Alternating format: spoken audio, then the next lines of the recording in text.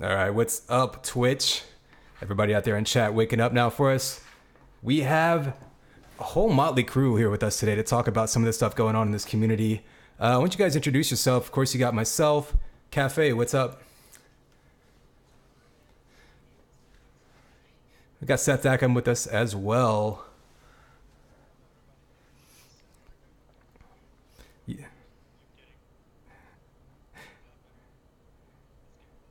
Yeah, I already see the popcorn and the Bob Ross is coming out, so everyone here is ready to go. Just a quick, let's give everyone kind of an overview of what we're doing here. This is just going to be, sort of a dev stream style update for everyone from the community, right? I mean, we're going to try to cover a few different developer projects that people have been working on, and kind of just dig, have some folks come in and talk to us as well. So.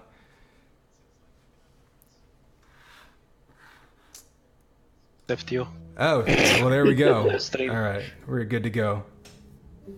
Okay. Yeah, it's some growing pains here. First time streaming. We got a whole bunch of folks on with us. I want you guys to introduce yourselves again then. Okay, hey, what's going on? It's Cafe. You probably all know me. Yeah, I'm just here to talk some UT. Hello, good evening, everybody. Hopefully you can hear me again. I'm Seth Dackham, and as the image can say, Connex5 and Cafe, as well as myself, are going to talk about a pilot episode of Unreal Tournament Community Development Stream. Well, that's a mouthful. Powered by UT Renaissance Development, and that's pretty much it. I hope you got popcorn and drinks and stuff. Yeah, we've got everybody in here. We've got a lot of different groups sort of represented in here as well, folks from all over the community and all over the world. So I guess we want to get rolling. I guess I can talk about what I've got going on first and foremost, because that's not going to require any kind of fancy graphics or overlays here. Just so everyone knows, we do have that Unreal Pugs. Let's see. Oh no, the ESL, the UT Salvation Cup, right? The Blitz tournament going on that Saturday. That'll be on the 10th. And then I believe we're going to have another UT Assault Showdown coming up on the 17th. So just real quick, sorry, what's that? I'm sorry. The 10th would be actually a Sunday, but... Yes. Yeah, February the 10th, that's right. That's what we got going on, though. From my side, I don't know if you guys have anything that you want to tell everybody about. Well, Go ahead. Go on. No, you. After you. Okay, yeah, I was just going to say nothing really too much planned for me, other than just some projects I'm working on. Most of it we're probably going to discuss on this stream. I think that there's some Blitz event coming up you probably just talked about. Other than that, I mean, there's nothing really going on in terms of competitive UT yet. I know that we're planning on a CTF Draft Cup for North America, though, or something along those lines, so...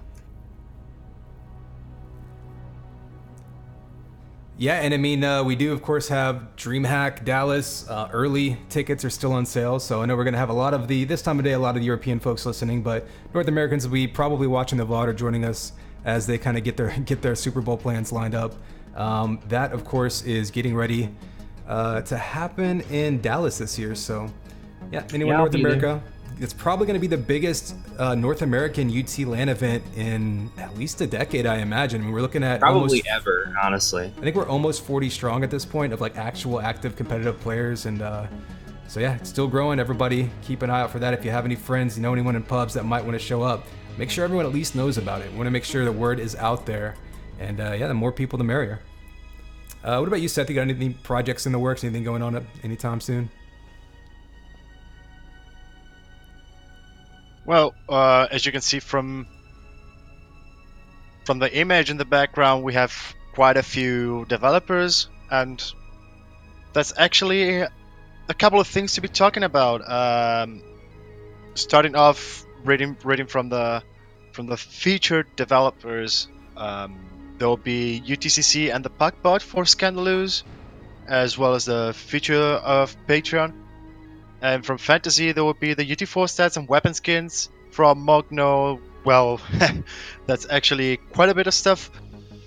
Tidu is instead responsible for Invasion. Then there will be Airgun Fluidity and Jetpack from The Hack. and Nonis for Bombing Run Anubis Flythrough. I think I've listed them all.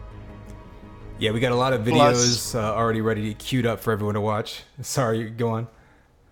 Yeah, I also forgot to mention there will be plus two maps, which would be public play testing, which would be Mox Canyon from the Moxnix and Sub Rosa from Blood King. They're respectively a deathmatch and an assault map. And after that, I think I've covered pretty much it for this episode, which is a pilot episode, like I mentioned before. Hopefully, we'll get something more. That is actually dependent on the community, which is doing a great job in putting in new content. Yeah, I was actually happy to see that we had actually too much content to throw into one show. We're gonna have to spread it out. There's gonna be a few more episodes with different folks hosting and different folks guesting, and so keep an eye out for that. There's gonna be a lot going on. I guess we want to get started then on this one, right? So first off, we were talking about Scandalous' stuff. He threw us some info of what he had going on. There's some Pugbot updates I hear. I heard that there's some cross-server Pugbot commands being added. Let's see. Yeah. So Scandalous, as far as I know, has created a Pugbot that kind of spans at least two different servers: the European Instagib and the European CTFLM, etc. weapons server, I guess you can. And between the two, you can join, from either one. And I'm not sure what other functionality it adds. I'm pretty sure it integrates some sort of stat system to keep track of pick orders and stuff like that too. It's a pretty typical Pugbot, minus the fact that it also is cross-platform or cross-server. So it's kind of a cool feature. It also, I think, is in the game servers as well. So it will it relays the chat between the game and the Discord. Yeah, it's really cool. That's the kind of thing we've always sort of danced around having in the past. We sort of had multi-channel Pugbots back in the IRC days, but really being able to get more and more people to sort of see and have access to it, definitely going to help. Let's see, what else did we have going on? There was a Patreon account that we wanted to highlight. Seth, did you know anything about that?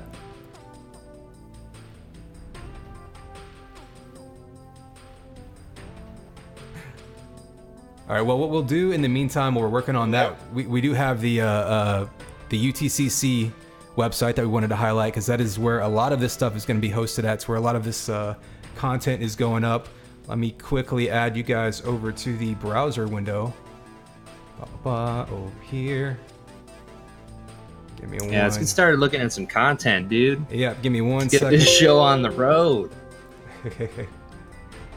Give me 1 second to pop that open window capture. I'll just talk for a second. So, the UTCC website is a fantastic resource for different mods and content. If you haven't seen it yet, it's great. I try to keep my pages updated as much as I can. There's still some content I haven't put up there yet, but for the most part, it is the largest repository for UT4 content, on the internet. So it's got a lot of great mods and maps and mutators and other crap you can get your hands on and play with. So if you haven't played or been there yet, definitely check it out. There we go. Okay, it's on the screen now. So let's take a look. Yep, this is that UTCC. This is where whether you know it or not, you probably downloaded something from it in the past. A lot of the links you'll see in Discord to download maps and such. I mean, it's really got everything for it.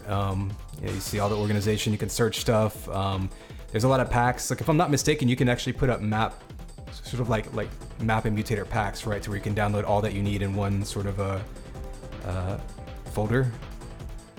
Yeah, it is actually divided in different categories, from content to collections, rule sets, and servers. I'm sorry you didn't hear me before. I'm basically been muted. I accidentally muted my microphone. That's so embarrassing. I'm so sorry. Anyways, like you guys said, basically UTCC covers anything that concerns Unreal Tournament, from contents to even servers rule sets. and everything is listed, greatly categorized in within this site, which is like we mentioned before, created by Scandalous, which has been working on for several months actually. And by browsing a bit, you can just basically see how simple it's presented to the user. Like you can even you even have a filter search section where you can basically look for anything, even if it's made by Epic. There is even an option,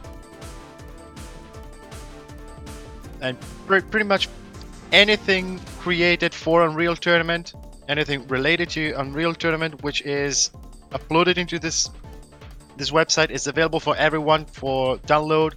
And you can not only look for maps or mutators, like I said, you can also look for server information and rule sets if you're building up your own hub.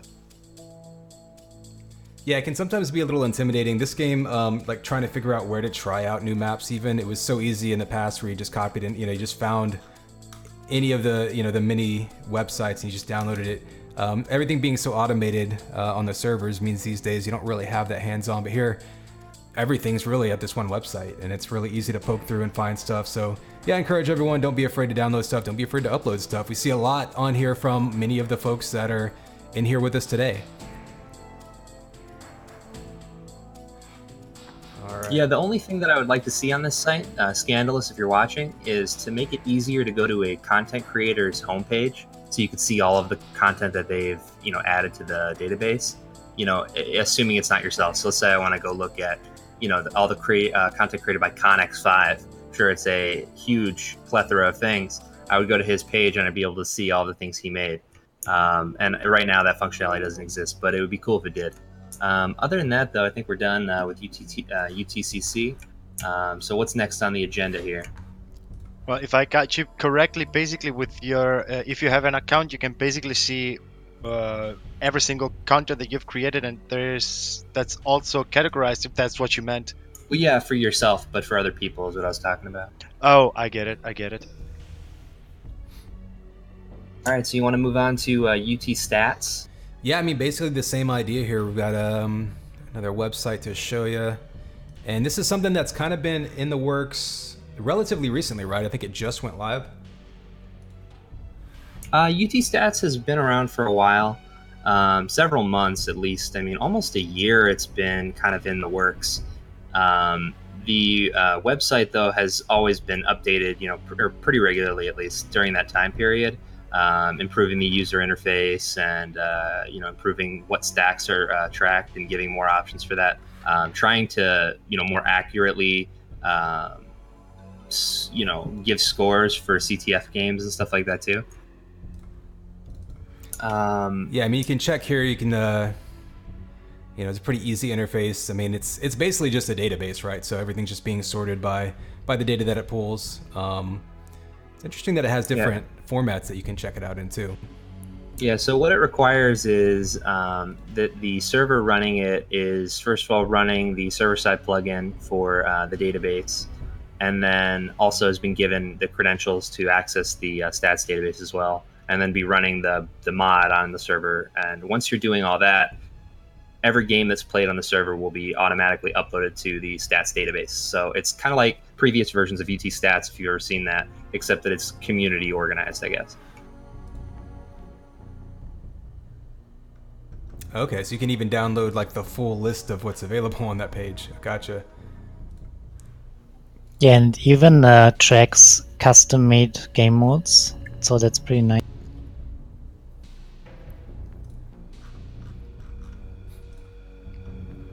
Yeah, I mean, of course, you can pull it out into spreadsheets and do all sorts of fun things with that. So that actually, a cool use of that would be tracking statistics within a given event. If you wanted to, you could pull that out and extrapolate it in a much more automated way than having to go through and, I've had to do that in the past, like looking in screenshots and typing it into a spreadsheet one by one. Yeah, we've had a lot of creative uses of it. PB is a psychology major, so he has a lot of experience trying to do these different. Well, he's not a major; he's a PhD candidate or whatever you want to call it, and he has a lot of experience trying to graph this type of data and see correlations and stuff like that between certain statistics. So as far as like gameplay related stuff goes too, we're trying to figure out, what effect, let's say, a change on the rocket launcher actually has on the gameplay and other things that we try to model. So by having all these stats available, there is some interesting stuff you can do. I don't know how useful it will end up being, but it's cool that we can do it, and it's never been possible before. So, I mean, that's something.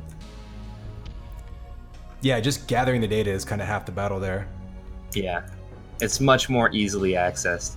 I think that Absolute also has their own stats webpage as well, which is kind of cool.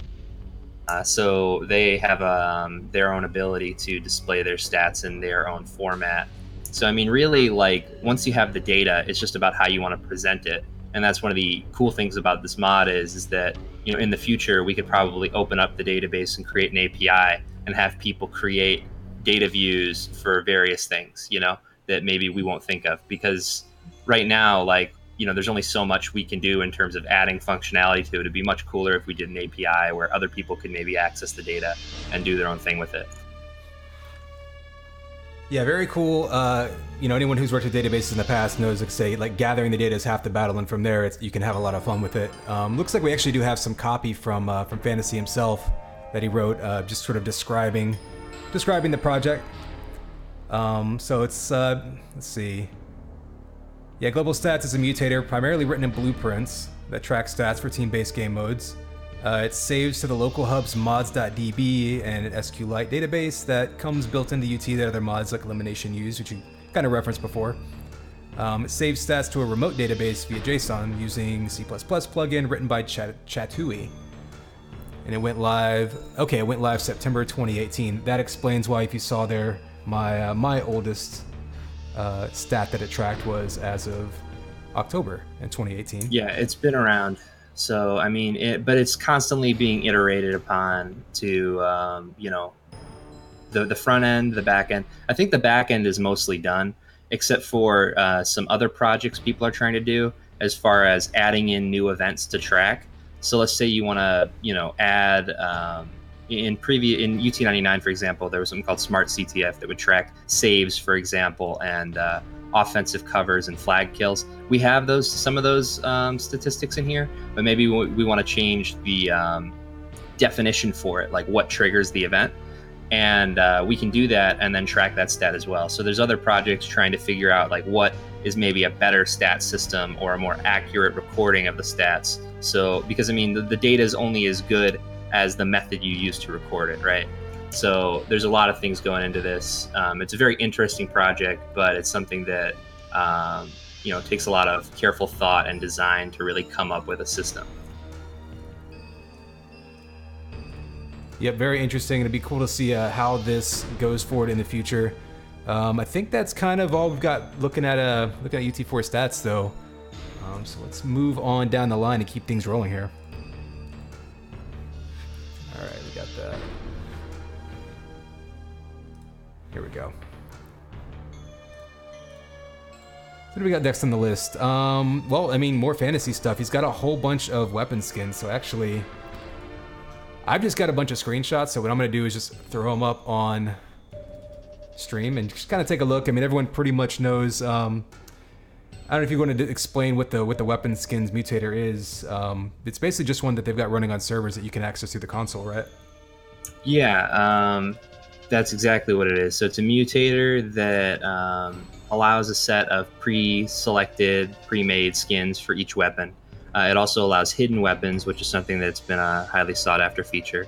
And it just replicates that to all clients. So right now, there's obviously a demand for more skins from the community. I mean, that's something that many people can maybe provide. But it's kind of still in its infancy in terms of features and functionality. Overall, though, like, it works, and I think the biggest roadblock for it is that as we add more skins, every time you add something to it, you need to download the entire thing again, which is kind of a stumbling block, I think, for expanding upon the mod. We need some other way to get skins in there individually, so that the entire mod doesn't need to be recooked every time we make something, right? So, but yeah, I mean, looking at the screenshots here, you can see that you can set your rocket skin to hidden, shock to hidden, and then still have flat cannon. So it's very adaptable. You can have every single weapon have a different appearance if you want to. So it's not just weapon skins; it's also like weapon settings mixed in there too. Yeah, very cool. And the idea that you can even, like you say, hide certain weapons and not others. You can have, one of your weapons look ridiculous and the other one look perfectly normal. Yeah, I mean, I think, like I said, that the skins available right now, they're not the greatest. Some of, people are making fun of Clown. I hate Clown too. I wish it would die. But it's more just like it's kind of like a test bed, right? Like that was one of the first skins somebody came up with, and we're kind of testing the idea. I think it should be removed too, but we need. I think it's more important that in order to make progress on the system, we need a way to individually download the skins. And right now, the modding system is like whenever you create something, you have to package everything together. Otherwise, it doesn't work. Many of these are actually from Epic Games. They were found in the launcher but not used yet, and we just put them in. Oh. Interesting. They actually made the Clown even, I think. Oh, yeah, okay, great. Yeah, the Clown sucks. Thanks, Epic. Yeah, definitely was, weapon skins were definitely originally part of their plan for expanding, integration of the store into UT, so it doesn't surprise me that the functionality's there. Kind of cool to see it though continued, and be interesting to see what people come up with when you really put time into it. We saw some of these look a lot more sort of elaborate and I guess well thought out. Actually, I feel like Johnny Dang says that the Clown isn't actually a proper ID map, but it's not actually a real skin. It's more like a skin layer for a material or something, I think. Yeah, so I apologize, Epic, that it wasn't actually intended to be a skin. So fair enough. I guess we're the idiots for including it. Well, that's what moddable games are for, is being an idiot, right? Yeah, exactly. I mean, there's a lot of learning experiences. There's things that a lot of us have never done before, right? Like we've never developed games before. We don't have any experience, so like it's always something new that we're trying to learn that maybe they already knew about in their design and avoided, right? But like we just kind of struggle along, soldier on, and try and figure it out. And little things like that eventually we learn and try and remove. So it's good that we found that. And just get rid of the Clown once and for all. Am I right? Down with the Clown, says Cafe. All right, well, yeah, I mean, we've got, like I say, we've kind of filtered through all of the shock sniper. I mean, you can see, go to the servers, check it out. You can open it up and experiment on your own. I think really more than anything, being able to hide certain weapons is going to be really exciting for some folks. That's obviously something that had been requested for a long time. So overall, really cool. Again, another really cool modification that'll be interesting to see how it develops moving forward. Yeah, I'm looking forward to it. If anybody in the community is particularly skilled with how the engine works and how file distribution works, I mean, I really think this is not really as much of a development problem as it is a server issue. I know Raxi probably would have been able to figure something like this out, but it's figuring out how to decouple the assets from the pack itself and be able to distribute stuff, individually, right? Like if we could do something like that, that would be fantastic. But we'll wait and see. Well, the other way would be to pack each game separately, and then you can see it in the weapon choose menu if you pack it each individually. But right now you can't do it with this mutator. Right. Yeah. I mean, there's problems of forcing it to download as well. So once you've decoupled it, the game no longer has references in there to download the files anymore. All right. So moving on to who do you want to do next? Tidu, Nanes, Magna. Anyone want to step I mean, up? yeah, if any of you guys are around, Taito and Menendez, what do we have in here? Taito, you're next Yeah, on the list. I'm here. Are you want to tell us what you got going on there? I know we've got some cosmetics. I don't know if we have anything listed there that we have screenshots of. What did you have for us there? I don't have any cosmetic screenshots included, but I can just talk about some of the ones that I've done. Sure. If you've played online in the last couple months, I'm sure you've seen some of these weird cosmetics I made. I made a Santa hat, those weird reindeer antlers. Yeah, I saw some of that stuff. The fedora with the sound clip that people like to spam. Yeah, I was kind of worried about putting that one up there because people complain about it, but It's I do like how every time I die, the Rudolph nose falls to the ground slowly. yeah. Yeah, so I kind of done maps for the last few years, and I started to look into hats, and it's a nice change of pace, I guess, because there's kind of a different workflow to it. It's a lot shorter, and you could put like fun interactive elements into it. Yeah, that's cool. Yeah, I mean, I think that from what I've seen is that a lot of mappers who do the cosmetic stuff really get high quality products at the end too. So it's like you can really make a single AAA asset, let's say, but it might be hard to make many AAA maps or even close to one, right, without investing months of time. Yeah, it's cool that you can come up with stuff, and I appreciate it. Keep coming up with funny things, I guess. I guess one of the other things that Magno asked me to come on and talk about was the invasion prototype that I was working on. Okay. Yeah, Khan, I think we have a video of that. Yeah. Did you want to talk about it leading into the video, or do you want to just pop it out to everyone first and talk about it afterwards? Yeah, I can talk about it to her. I think it's about 5 minutes. We don't have to show the whole thing, but just whatever. Well, I mean, just kind of talk over it. So, Khan, start playing it, and you could just start. Sure. You could play it on your end too, and we'll just until we get a better sync up system for this. That'll happen. So. Yeah, we're gonna play right Next now. wave in. Lower the audio on it way down. That way we don't hear all the shots fired and everything. Oops. Sorry, we got There we go. We got some Fortnite players in the chat, I can see. That's a big one. Okay, the video's playing? Yeah, we should. Okay, so yep. So with this, I was trying to kind of make a pretty bare bones invasion prototype. The first PvE game mode that Epic put in was Siege, which is basically just Blitz, but it was players versus a team of monsters or bots. This one, I was kind of modeling it after the invasion in Monsters for 2003, 2004, where you play it on a deathmatch map or really any other kind of map.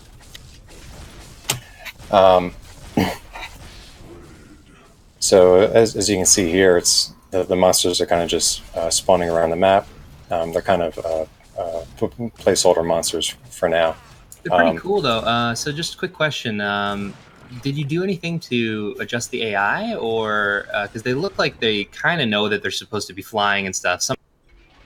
Yeah, actually, I made them flying in the air. It was UT already has a monster AI implemented, and I was experimenting with it, and it actually has character movement, but I disabled every walking, so the monster is flying. But they have the UT weapon a bit modified, like the gasback has a fireball, and they can use it with the AI, monster AI. That's how it works, actually. Oh, that's pretty. Oh yeah, from Siege or whatever they call it, right? Yeah. Probably where they started the monster stuff. Okay, cool. So there is some functionality built in there. All right, continue. Sorry for interrupting. Oh, no, that's fine. That's one of the things that I've found is might be a limitation so far is some of the AI is fine, like the Scar, you can see that they are pretty aggressive and they come after you. Yeah, they're like players almost, right? Yeah. Seems like flying bots kind of have a little bit more trouble. I think it's because the nav mesh isn't designed for it yet. Maybe that there's nothing on the nav mesh up there. It doesn't fill in that space, so you can tell that they're kind of just like they get stuck on a path and then just spin around. Yeah, true. So that's one of the things that will have to be worked on. I guess one of the other things I wanted to say is the model for the gas bag was made by Andy N. And that's like the only like complete model that I have in here now. Yeah, it looks fantastic. Yeah, it is really good. I have noticed. I have noticed in the video there is even what looks like an extra pickup model after I think it was a Redeemer missile. Like I'm seeing in the video. Yeah. I'm noticing that it kind of restores your health at a pretty rapid pace. What I'm wondering is it the only extra pickup that you get, or is there some other pickup or bonus system that this game mode is going to be backed up with?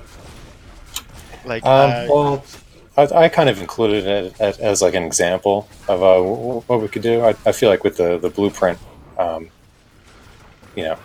structure, there's so many possibilities. There's a lot of stuff you can do. Yeah. So, I mean, even if I released this, I don't think that would be part of the game mode, but it could be something that would be added.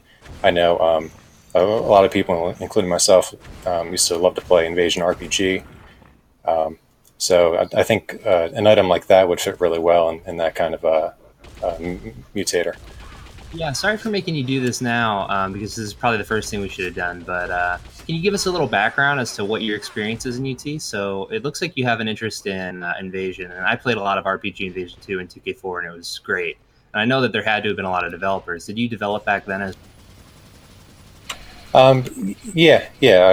I made a few maps for 2004.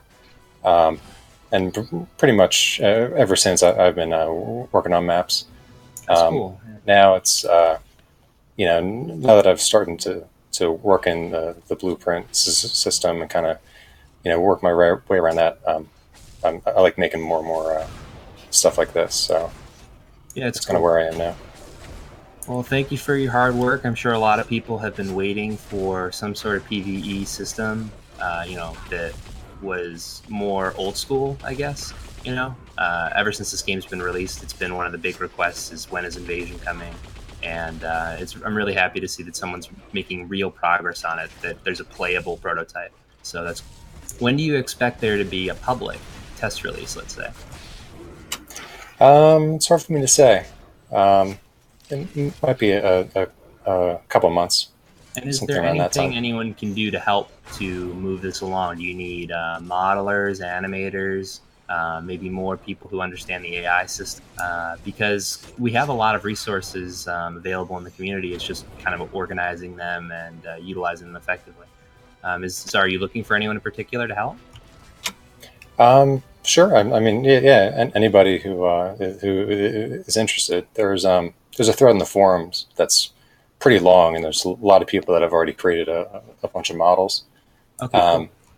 But it's not too active anymore, so I'm not sure. Yeah. The problem with the forums is they've been delisted from the main page and everything. So I don't really think it's going to be that effective to use them as a propagation tool, right?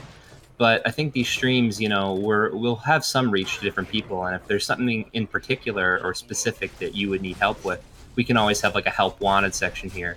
I mean, this is the first time we're doing it. And I think that would be great that if you need some particular thing, like let's say someone to write the AI for the Warlord, if you can't get it to work on the nav mesh or something, right? That would be a great tool to utilize the community for. So just like little bits and pieces here and there. Yeah, sure. We actually have some monsters that have no animation yet. Like we have the Narlikao. It's using the hammer to attack close range, and it spits bio, but it has no animation yet. And we also have Titan, but it can throw the stone already, but we have not really an animation yet for that. We are For walking, working on maybe, that. or something. Yeah. Yeah, Yeah, and those another- things are going to be hard to do because those are very specialized skills as well. And there's nothing, there's no rig set up for that. I mean, I know Magno has come up with different ways to get that kind of hack together and working, but it's definitely something that we're going to need kind of a specialist to animate if you want to take it to that next level. It's cool though. Yeah, I mean, I really like the way that this is coming along. So good work. Is there anything else you want to say? Oh yeah, we got to look at your maps too. Yeah, we've got Yeah, some. I threw a couple other videos on. Yeah, what did we Yeah. have here? Let's see. I'm gonna run us back to the main screen here. What do we want to take a look at next? There's a short video for a Blitz map, Castle Test. Yes. So- All right. Don't really have a name for it. Let me see. I think I've got that one queued up here. This is going to be, let's see, that's the last video. Here we go. Castle Test. I think you're displaying the wrong video. Yeah, that should be the one. Here we go.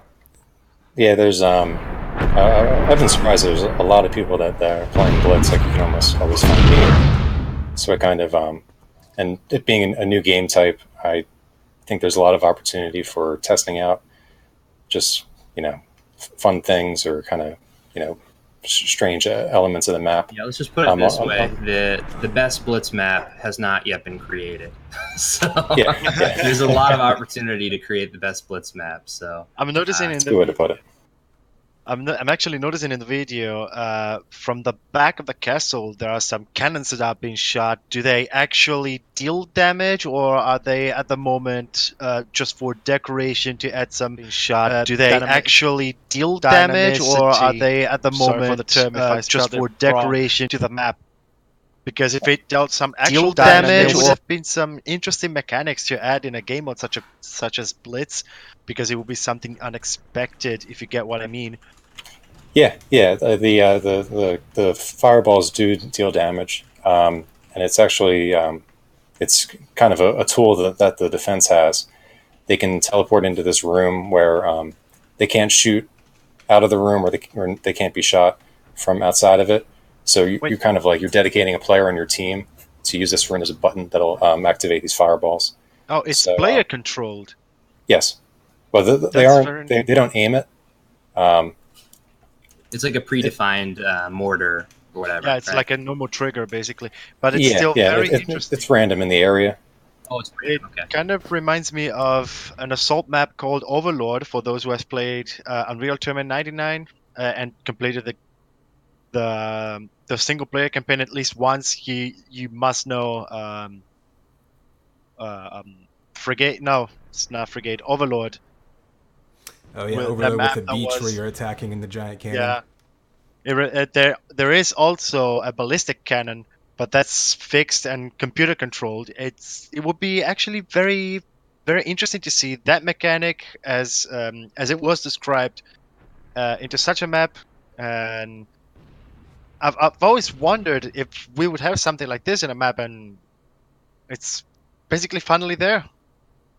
I kind of It's like really the interesting. random idea of it because, and they're slow enough that players can, react to them and whatever. So it's cool. Be interesting to see the experiments you come up with for that. I guess just continue your run through them. It kind of reminds me of some of the crazy stuff we would see. I always thought in all the previous UTs that the jailbreak maps were sometimes the freest to do just crazy off the wall crap. And this kind of reminds me of that feeling of like, it may not be, it's not as formulaic. It's a little more off the wall. Jailbreak is also something I would really, really like to see. I didn't play it that much, but the very little times I've played it online, it felt actually like something that could have been actually included by the community in UT4. And if there's someone that is actually behind the scenes working on it, that would be really, really nice to see, in my personal opinion. What do you think, guys? Yeah, I played a ton of Jailbreak back in the day. I'm always open to new things too, like even completely new game types, ones that are inspired by others. You know, it's always cool to see just new ideas and seeing people giving them a shot. That's why it's kind of interesting to see so many people crossing different game types these days. You know, going from duel to blitz to whatever, because you never know what's going to stick.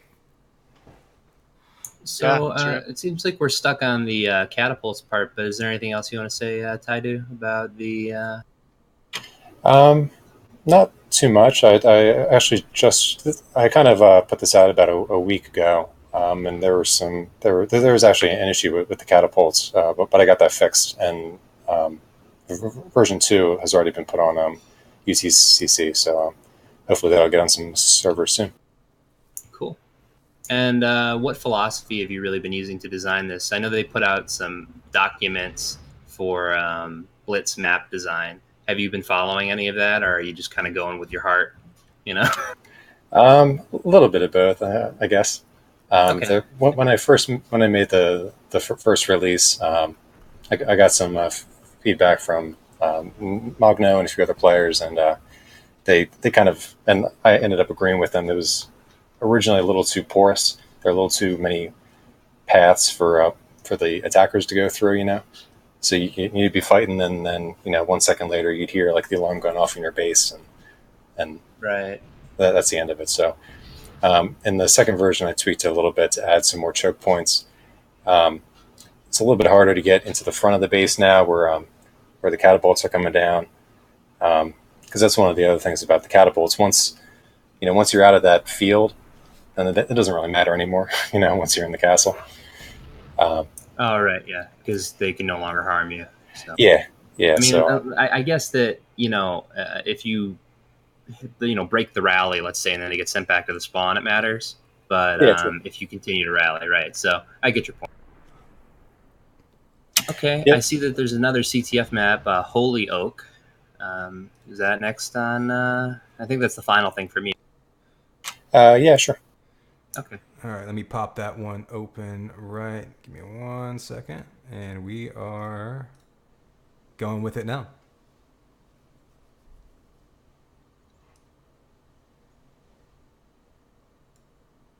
So Magno was asking for a meshed map. I made this maybe about a year ago. The first version came out.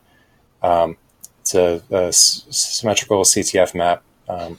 It's not too complex. There's not a lot going on. But it was one that I spent a lot of time on, the mesh work and all that kind of stuff. One of the things that I found is a lot of the players prefer maps that run better on their PCs. So a lot of the mesh maps don't get played that often. But I can see that changing in the future as graphics cards get better and all that kind of stuff. So Yeah, see, I mean, the thing about, like, we call them meshed maps, right? But we all know it's not really the meshes necessarily that are causing the frame drops, right? It's the material complexity, the shader complexity, the lighting complexity. There's a lot of other things that go into it, and I don't think it's just the polygons, right? So Yeah. I think that we can start to progress into making these so-called meshed maps that still perform well. It's really just about optimizing the materials, having a lot of quality switches in there. And I've been experimenting a lot with that, is figuring out how you can make maps that don't perform like ass, that still are meshed and look finished, right? Because BSP, I mean, no matter how hard you try, is never going to look finished in 2019, right? Yeah, absolutely.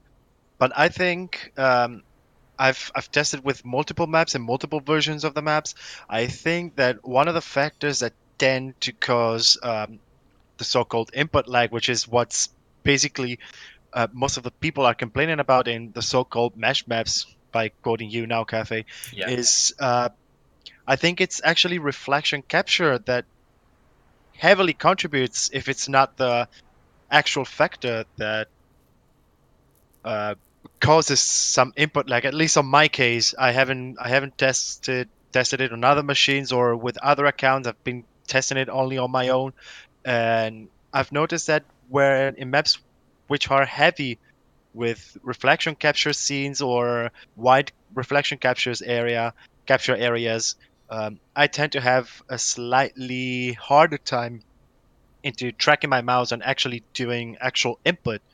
But then again, it's just my case. But Well, I think there's several things that play into that. So when you disable stuff like reflection captures or use the simple forward shader or whatever they call it, that certain other functions of the map or of the engine are disabled when you have those features on, right? So like movable lights and just other types of more complex engine functions are not supported by the simple forward shader. So you're going to immediately get a performance boost because you've disabled all those things. And I think you're probably right that the having too many reflection captures that are overlapping can really cause performance drops. But all of that can be fixed by using the quality switches effectively, right? That I've done again like a lot of experimentation with that, where you can have maps that look acceptable on low that have almost all of those more advanced features disabled, right? Like you don't get the nice reflections and PBR type material looks, but you also get 144 FPS. So and a huge performance boost. Yeah, it's a nice trade-off. So that's another thing we'll explore. I'm actually going to try and release a master material that showcases all of these different optimization techniques I'm using. Most experienced people will probably be familiar with it. I think the advantage is that I've done all of the footwork to really smash it all together into one big. So look forward to seeing that be released. Speaking of which, we need a place other than Git maybe to start uploading some of this content. More of a repository. I know UTCC is for finished content, but we need something for development. So if anybody has an idea or is willing to put up some space for that or contribute in some way, that would be great too. Well, there would be UT Renaissance Development, actually, which is where we are at right now. Okay. I think that is pretty much one of the main goals of UT Renaissance Development, as is also this very stream that we're going through right now. Yeah, I guess it's more just the organization and everything to get something together where we can easily, because working in the blueprint system, I know that there's tools to diff blueprints as well. So that's something that's common in other programming languages that is difficult in blueprints. And since most of the work that we have to do is in blueprints or materials, it would be nice to have somebody figure out how to set up those tools, maybe get them working so we can collaborate more as a community, I guess.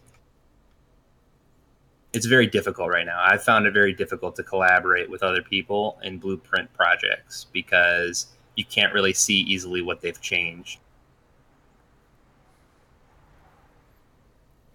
I understand.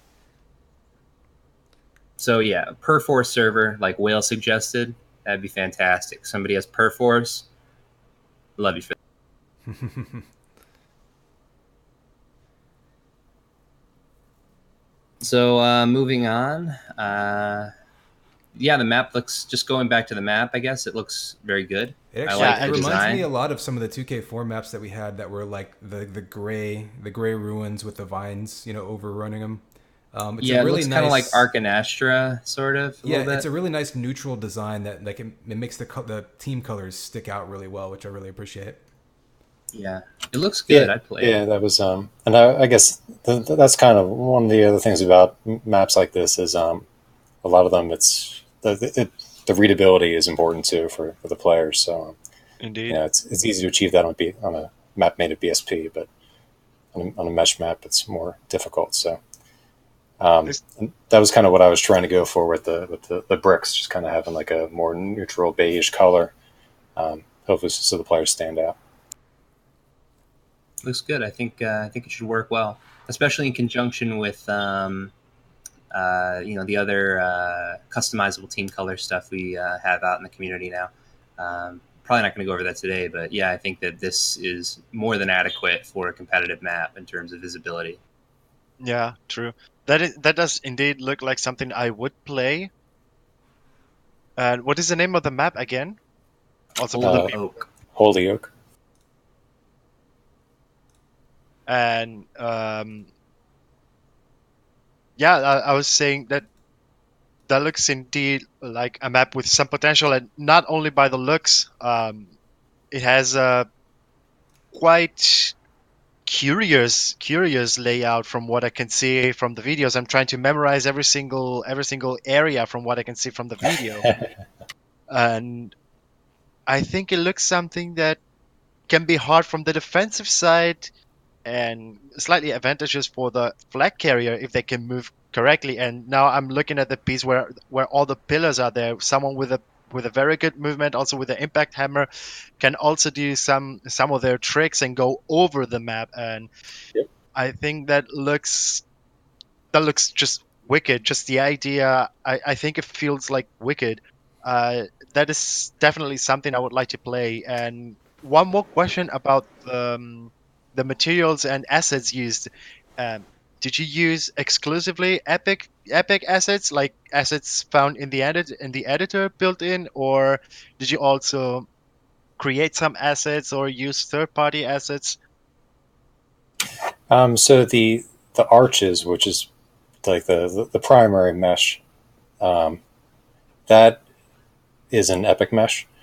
And then I exported that out and made a lot of variations to it. So just the basic undamaged arch is from Epic, but then I did a lot of variations, and then a lot of the larger structure and this tree that we're going by now is that was custom. You And I know, think it's- the only marketplace asset is the big trees in the background. I understand. It looks very well. It looks very nice. Sorry.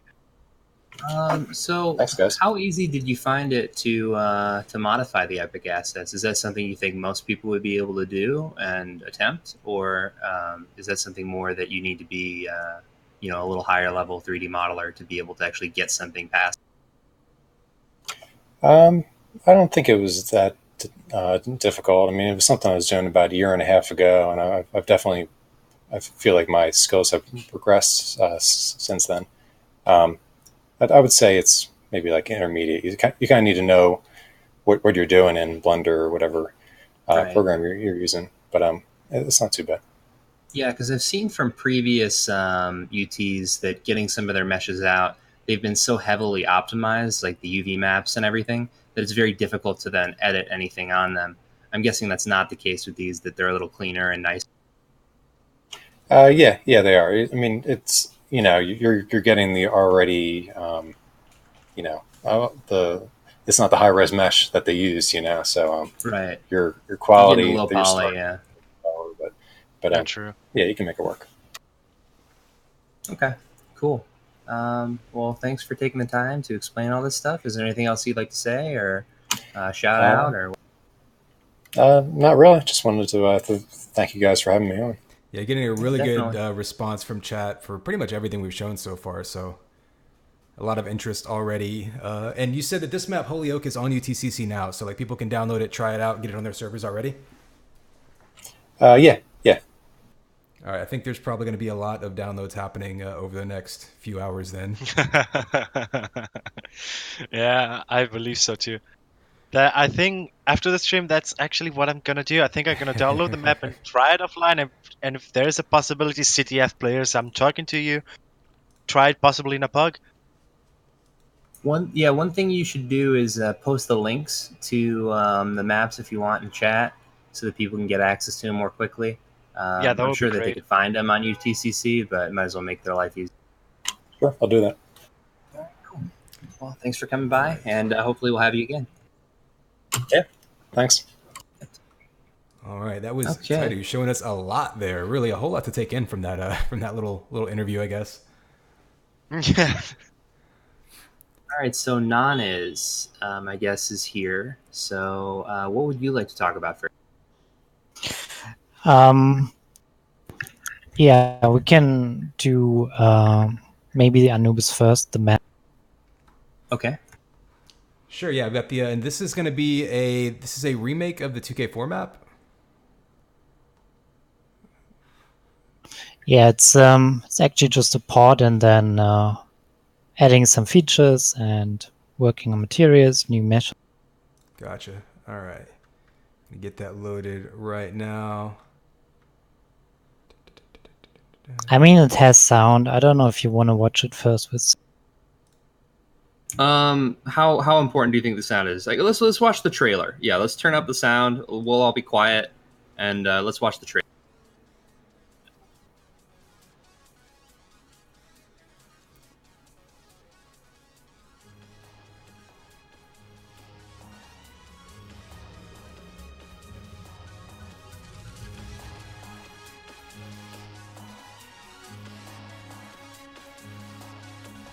This ancient temple of the Na'vi race has a long tradition in Unreal Tournament.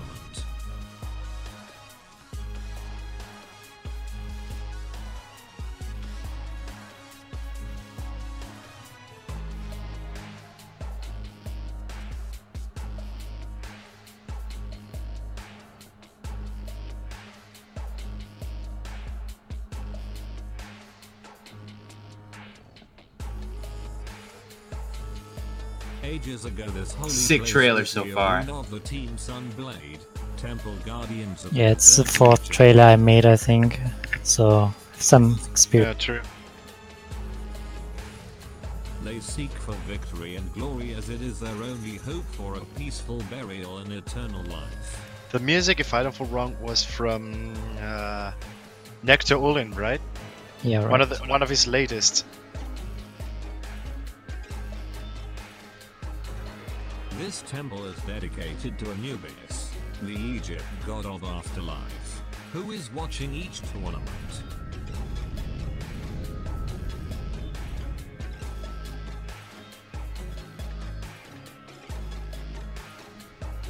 The people of Na'vi say, these gates were built by Anubis himself and will bring peace and freedom.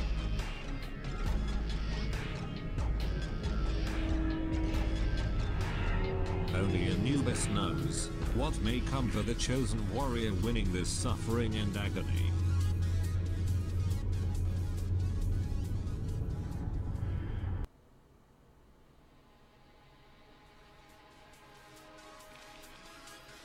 Okay. Looks like we've covered the trailer.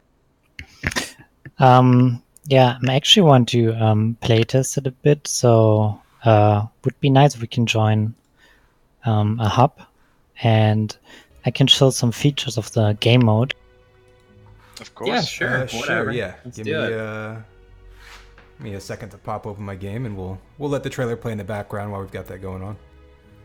As So, we all know- hold on a second. I just Yeah. want to talk about the lore real quick. It seems like you're being overrided on the lore. Unwailing has said that this map is actually from the Anubin. I don't know what that means. Well, it's actually the original in the map. What do you mean? I have a personal sore spot for the Na'vi planet, and I just find the lore surrounding it to be funny. So that's the only reason I brought it. But yeah, it's a very cool map. It's very faithful to the original. I see you brought it up. I changed it a bit on the sides, but yeah, you have to adapt it to UT4, right? It's not UT2K4 anymore. I made some features in, like you can destroy the vase. I'd like to try it. Yeah. So what map or your server are we going to go to play this? We're thing? going to Phoenix Hub. I can open my map.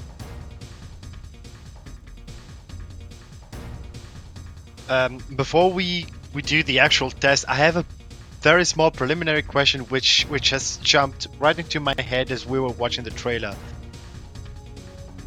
Did you do the trailer via Unreal Editor, or did you use other software to do so? I'm talking about the flyby in-game. Oh, that's the editor. I see.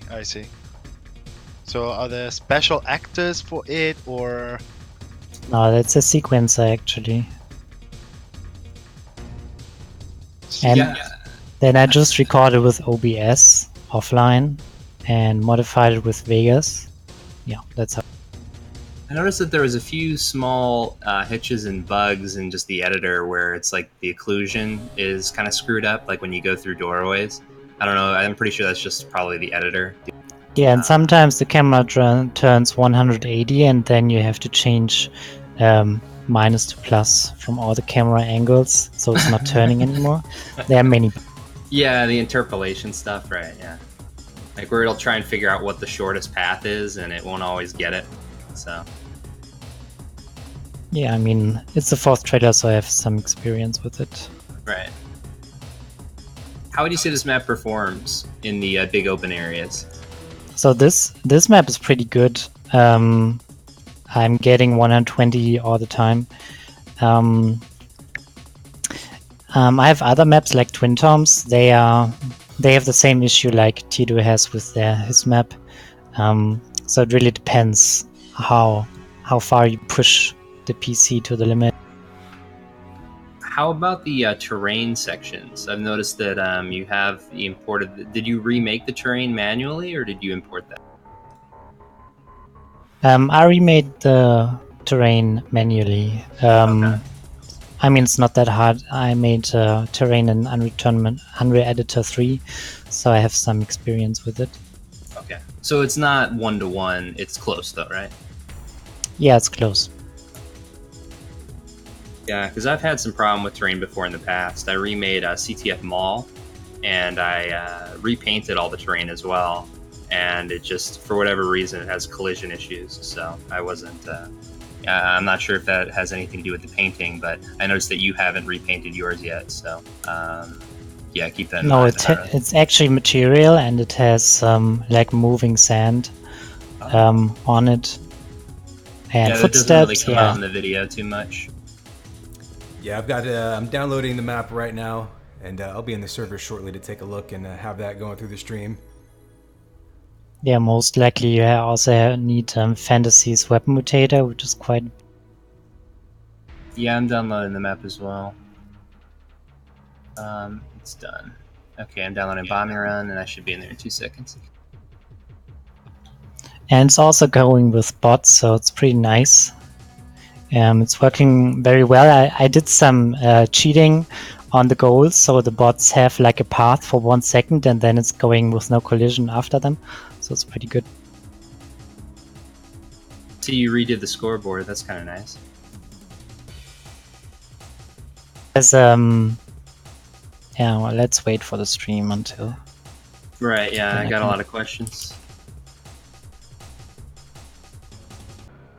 All right, it looks like the stream's starting up.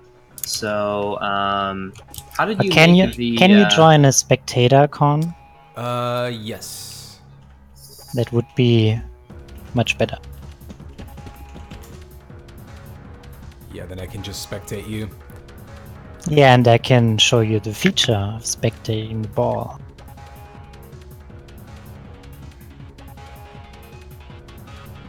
Bear with me as there we go. Join. I'm also almost there. Oh, there's adrenaline too. I think. I actually haven't tried the Bombing Run mutator out yet. I feel like we should talk about that as well, not just the map. Yeah, I've been developing this for 1 year now, so it's running pretty smoothly. Have any pugs been played using it yet? Not really. Yeah, so I think I can. Yeah, we can talk about the scoreboard shortly. In the middle, you have the ball possession. So if blue has more the ball, the bar is moving, live event like, and is red having the bars going to the right side. So yeah, I think we can start the match and then I'll explain a bit more. Okay. So the bots are joining now the game, and you can see some seconds after the game started, the ball spectator will join.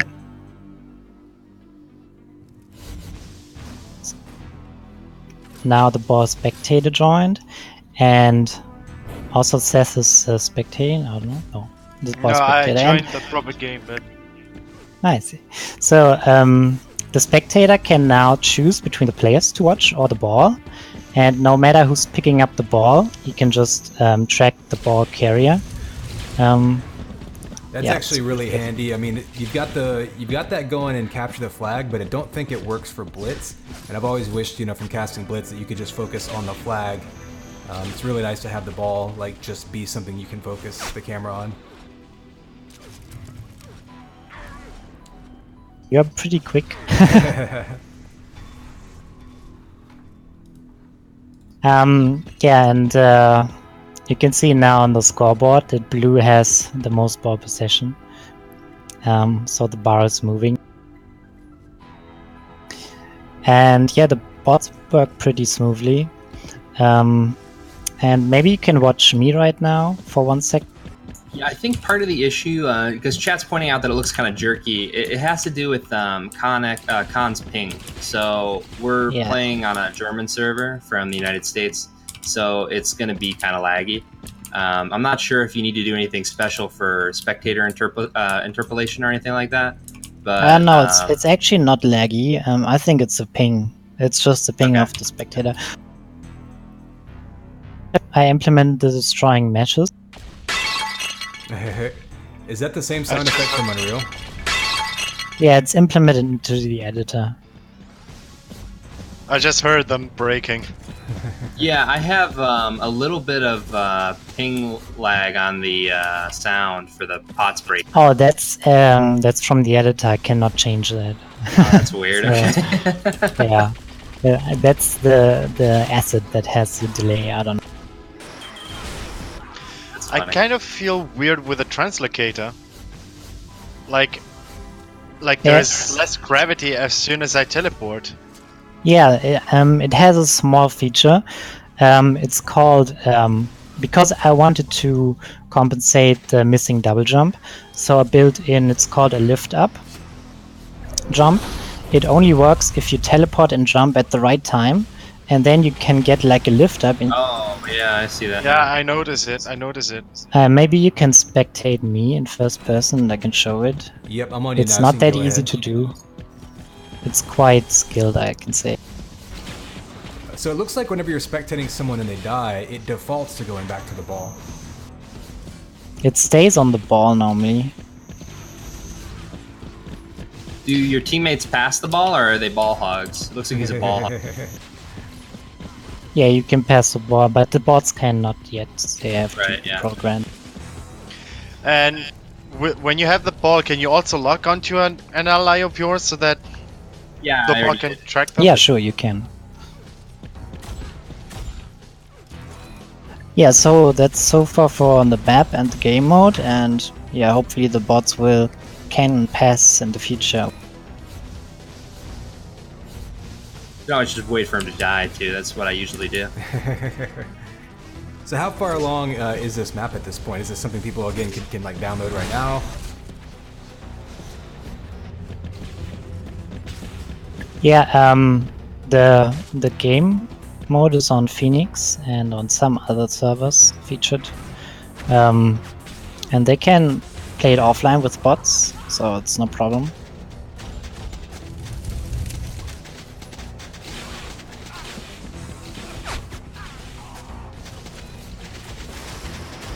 Yeah, I think that's it so far for the map. Yeah, I mean, other than anyone the who's lag, played it in 2K4, it looks going to be pretty comfortable and it looks fairly familiar. But again, the scaling looks like it's very effectively adjusted, so that you can actually move around.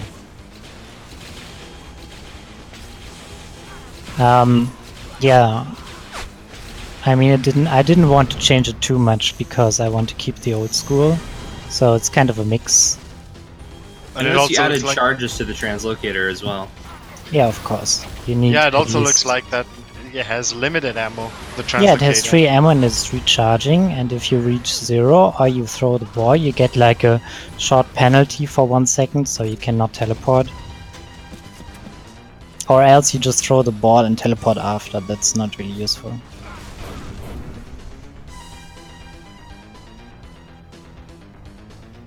Yeah, there's certain features that need to be recreated for,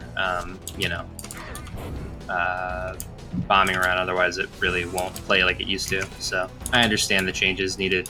What was? There's a few people asking in chat why you decided to add in the little jump after, after teleporting. What was the logic behind that? I don't want to. I'm pretty sure I know, but I don't want to say without being sure. So. Well, the high-skilled players, they are passing the ball into the air, but without double jump, you fall down because of the gravity. So the lift up gives you like 2 seconds into the air where you can control the ball, and that's for high-skilled playing, I say. It's kind of a compensation of the double jump, but it's only working if you teleport and jump at the right time, so it's not affecting the normal movement. Right. Yeah, I mean, and that's pretty much what I thought it was. It allows like mid-air passing so that you don't just immediately fall after you teleport. Right. And is that technique with the jump, is that bind related, or it's more of command related? I mean, if I do that technique while dodging, and then as soon as I teleport, I click on the jump button, is it going to work anyways because I'm pressing the jump button to jump, or is it not going to work because I am not doing the jump command? Well, you need to jump and teleport at the same time, or it doesn't work. Pretty much, yeah. So the dodge doesn't work. But is it linked to the jump or more to the key of the jump? To the jump, I think. To the jump. Yeah, Okay, to the jump event. Okay. That's pretty precise, so I don't know if many are using it, but yeah. I'm pretty sure So most people use the event, not the key. So So you're asking if you could rebind it, right? That's your No, question. I'm basically asking if it applies anyways if I'm, for example, doing it in midair or while doing a dodge. I don't know. I didn't test that Yeah, precise. I think I know what his question is. Basically, like if you're in the middle of a dodge, normally you can't jump. So because there's no dodge jump, right? So can you? I could just try it right now and see. Because that's I what don't I've think been that trying, works. and it. I can't do it. Yeah, it doesn't work. Okay. Me neither. So that was a good That's- question. Very detailed. I don't know. I think we can jump to next map if you want. That's good for testing. Sure, yeah, what do we have coming up next? Let's see, Magno. So big boy Magno with his big boy assets and all the stuff he's working on. So lots of stuff to cover there. I don't know. I don't think he's gonna talk, but Yeah, we'll try and go over. He's hanging out with us in chat, so like he should be around to at least. He'll be able to answer questions directly. So if we say something wrong, he can correct us. But yeah. Yeah, I mean, you say that we've got there's a lot to go over that he sent us here, so let me just basically just gonna capture my display because I mean he sent us just loads and loads of assets for what he was working on. So I mean, I guess we'll just start at the top. I mean, he's got some character assets he was looking at. Hold on, there we go. Yeah, just to be clear, lock-on passes 100% do work. I did several. They work. What doesn't work is bots passing to you because they're too stupid. So that's That's one way to put it. a separate issue. So player They are versus not- player stuff will work fine. Well, they are not really too stupid. I saw some passing accidentally, locking and then passing. It works. But you have to code it the right way. I think it's possible. And also scoring 3 points is possible. Yeah. Well, at the moment they're too stupid, but you'll make them smarter. You'll give them the brain. Yeah, it's possible. You know, yeah. You'll make them a real boy, and All right, we don't need Cyberdyne attacking us, so I mean, right now they are already very strong, so they are stronger than many new players, so we have to take care that they're not too strong. all right, I'm gonna move forward then and just take some of these, look at some of these screenshots that Magno sent us from stuff he's working damn, on. that looks good. Look at those dreads, dude. Is that How'd you do subsurface that? scattering? Like I don't. There's There's a tendency for so many of these models that we see that just look plasticky, but How did you even do that? Like, nothing else in the game even looks like that. Is that what the model's going to look like in real time? No, I think that's a high poly version of the model. I think, if I don't wrong, that's actually from Epic Games itself. Yeah. The pictures that are being displayed right now, the ones with the orange. I like his foot, dude.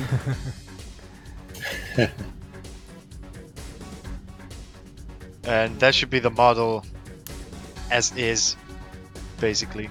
okay. And this is with Magno. That should be with Magno skin, if I don't wrong. Okay. So Oh, Epic's so the concept. armor, yeah. I think the one with the red armor is made by Magno, if I don't wrong. Yeah, hopefully we see it soon. Yeah, it looks cool. I'll play as that guy. Me too. Heck yeah, dude. I mean, we got a lot. I mean, we got that. We got a Jester skin, it looks like. Jester, of course, known as the hot one. Yeah, UT3, etc. UT3 was a thing that happened. Yeah. She has chopsticks in her hair. That's very practical. You never know when a bowl of fuzz is going to break out. Yeah. All right, looks like these It are... prevents your hair. So it looks like Yeah, these go are on. available now to a certain extent. I mean, you got the UTCC link down there on this nice little flyer that he made for the Jester skin. Yeah, indeed. Some work in progress shots or some behind the scenes, which is cool to see the polys. Yeah, he's done an outstanding job, and I mean, it's no simple task to get these models working in this game because you have to be able to fit it to the skeleton, right? So one of the objectives is to not disturb the uniformity of the player models, right? That you want all of the player models to have the same hitbox and appear the same way for the most part, have the same animations and everything. So it's really difficult to kind of get these working in that format. And yeah, he's done a really good job of getting these things over. So I want to see someone cosplaying as these characters. Like, this is... There's some RG or put some EL wire in there. Like, I really like how he worked in the colors too. Like, these are skins you can see, you know. yeah, he's done a really good job with the materials. So in some cases, Epic kind of gave some, small direction as to what they wanted to do. In this case, it was a UT3 asset, so you could kind of take that. But for the robot, for example, there was like some basic stuff they provided, but he ultimately had to provide, create all of the materials for these skins. So it wasn't easy. Here's Lizard Man. This is one of his newer characters. It's kind of a work in progress, as far as I know. It's pretty cool looking. I don't know what he is in terms of the lore. I don't think it really matters. You see him in the left front up there, in game. Very unique Yeah, look, true. especially with all those teeth. He's kind of a derp face.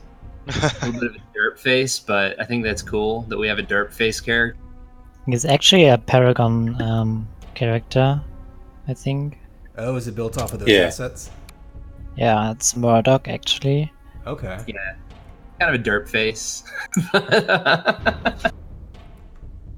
Yeah, but I'm glad that he was able to use those assets to benefit. I don't know if anyone else has really been able to take all of the crap they released from Paragon and reuse. Because it was some super high quality shit that came out of that game. Mm-hmm. Yeah, it kind of reminds me of like Rex or something from Mass Effect. A couple miscellaneous right. shots here, it looks like. I would have said that it People want kind you to of. zoom in on the face. I also would have said that it kind of strikes light resemblance to the Gen Mokai or Gen Mokai from Unreal Tournament 2003 and 2004. Oh, so I see that there's a new female skin. That's pretty cool. Because I feel like what we're missing is just a regular human female skin. Yeah, like a True. Lauren. Yeah, right. They just never came out with it, and that was honestly more sought after than the Necris that they came out with. I remember at the very beginning of the pre-alpha season, many people were asking about Malcolm, and then they got Tay for some reason, which wasn't even a main character in the It was lore. new, I thought. I don't know. Well, Was he in the old game? So I don't even know.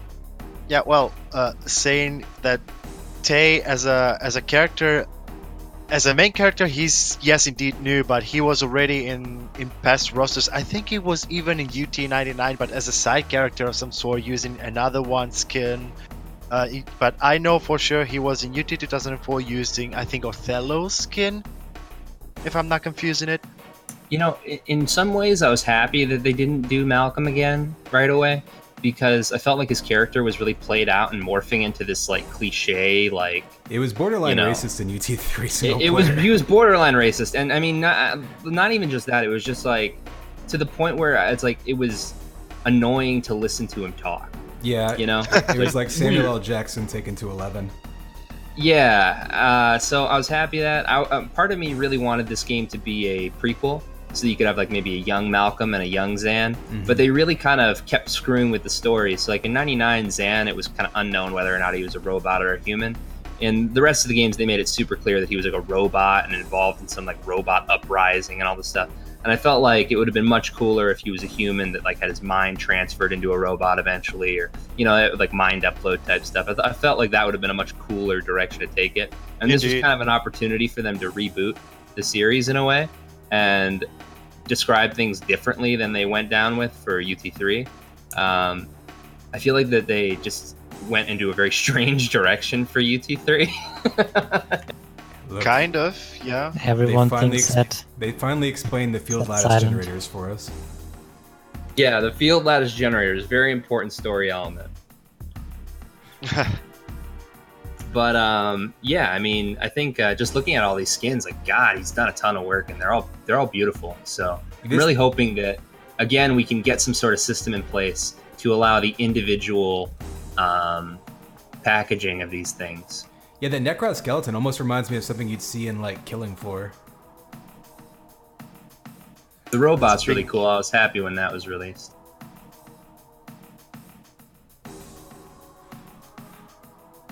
Robot in hats, okay. Yeah, the robot was actually Epic's work, but they didn't finish it, and yeah, Mongo did a really good job on that. I gotta say, the robot with some of like the robot with the dreads, and even the giant eyeball, like kind of works. It's kind of a robotic predator. It's kind of working for me. I like he's wearing the Make Unreal Great Again hat. Not controversial at all. Definitely didn't get me banned from. Excellent asset. Beautiful. And you see Magno if you wanna message him on Discord and tell him how awesome he is.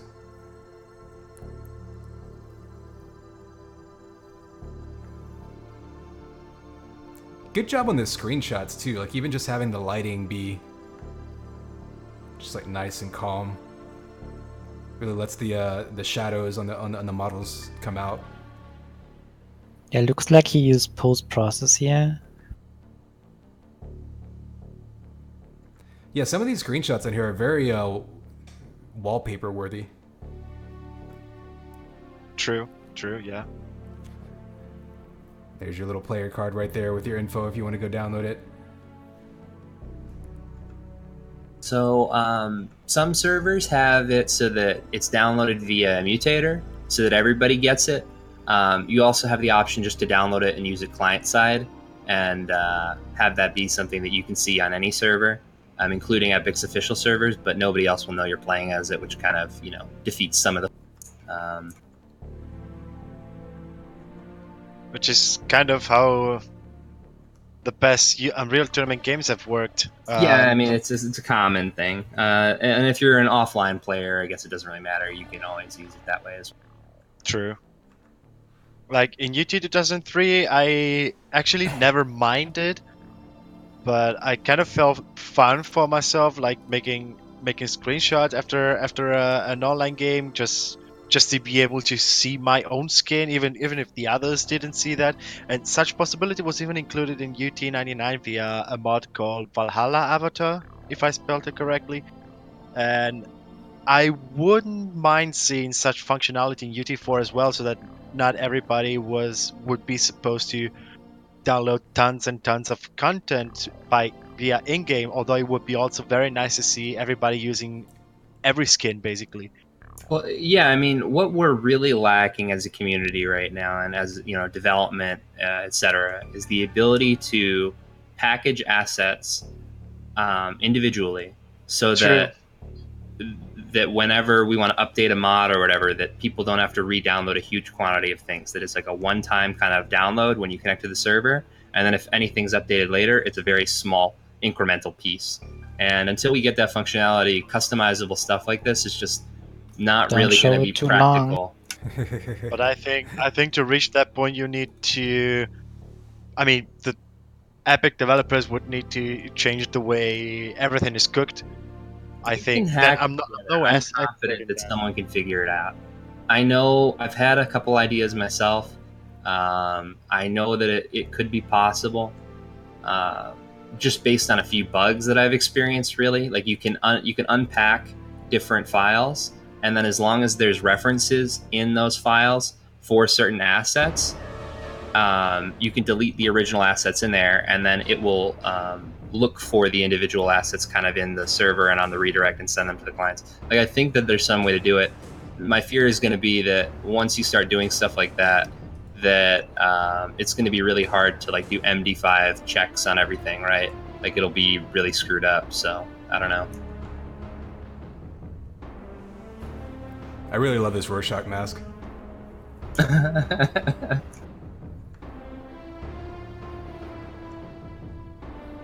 Of course, a lot of these you've probably seen on servers already. The propeller hat, definitely a common sight. Roblox.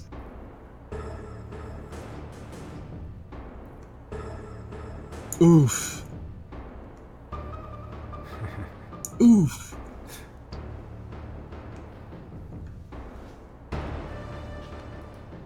Tinfoil hat. Yeah, I also really like the eyeball. I don't know what it is about this particular, like, of all the games that have had giant eyeball characters going all the way back to the Quake 3 days. I think it's actually inspired by Orb from Quake 3. I think.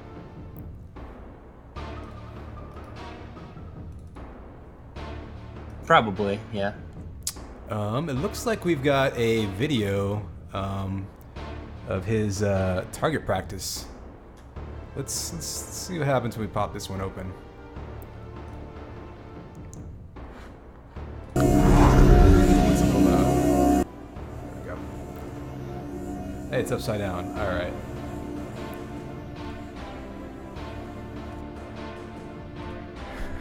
Okay, everybody flip your monitor.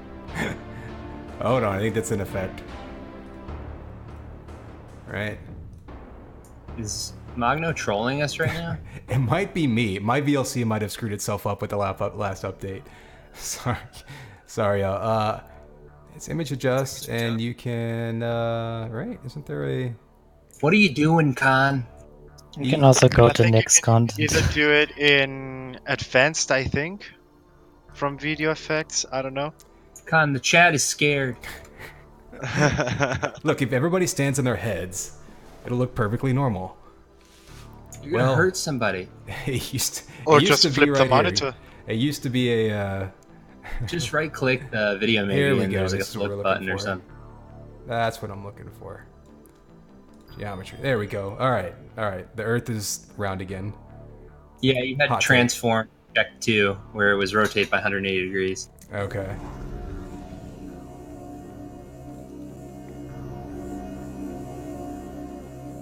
All right, we got it now. The primary fire mode of the sniper rifle fires a high-velocity projectile. The secondary fire mode of the sniper rifle zooms the scope while held.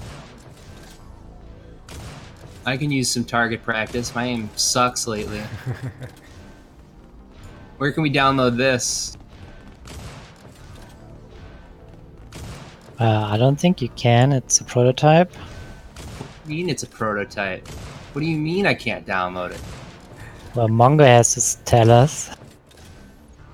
Magno, please. I would like to use that actually. Yeah, something like this would also be a great testing grounds for even people who are like, you know, modding weapon balances or things like that. To kind of test. I think one thing that sometimes gets lost when people talk about weapon balance is the rhythm of like rate of fire versus movement. And something where you have moving targets to test with, I think would be really interesting. Yeah, I think it's a useful thing to try. It would be really cool. And this is just for spitballing ideas here. If you could simulate lag in the mutator as well, so that we could try different things. I'd also like a dodge mutator for practicing dodging certain things and getting a feel for different people's pings, like what it feels like, just for even testing purposes. So something to keep in mind. Because I mean, not only is this useful for playing the stock weapons, but you could just as easily mod this or run some mutator or whatever to test with whatever weapons that you. It would also be kind of fun to have a competition with this, just to like, kind of like just a shooting competition.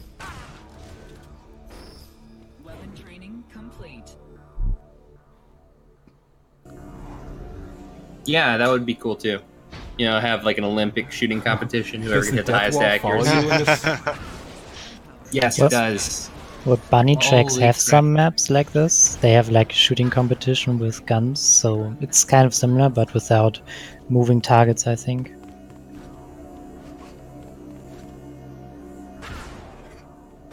I do like the idea of a map that you have to make it through with a death wall chasing you. Yeah, that's just like a time pressure type thing. Yeah, It's a cool idea. Reminds me of a lot of the platformer games from the 16-bit days. So who is the weird face in the? It's like one of the Necros male faces or something. Like, why is there a giant head? What is that supposed to represent? I think it's making a statement about the Obstacles. duality of mankind, Okay. but Magno would have to answer Magno that says- question. Magno says the head is from the Necros. Okay. Representing the duality of mankind? Is that? Maybe representing the duality between Necros and normal human. I don't know. Could also be. It'd be cool if you could headshot it and it would explode. Well, there is a circle on his forehead, so Maybe there's some secret there, some sort of Easter egg. I don't know. All speculation But, for now. Yeah. maybe direct rocket. I don't know. But I would really like to try this map as well. Can be, it can be useful also for people who are looking to get, a better aim or just want to check what they can go for. Oh, and he even released a download link for that. I'm downloading it right now. Me too. Hopefully it's a virus. Cafe with the hot takes.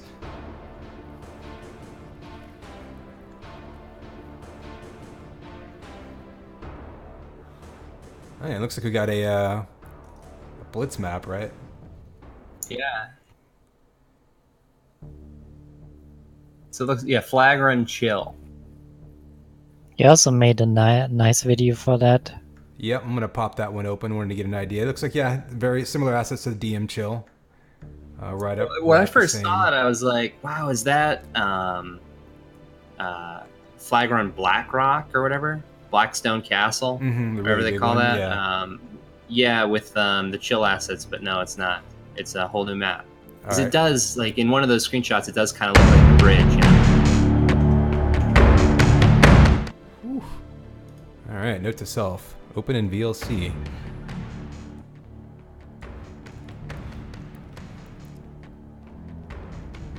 Oh no. And again, I think you have it messed up. Yeah. All right. So go to your settings, Uh-huh.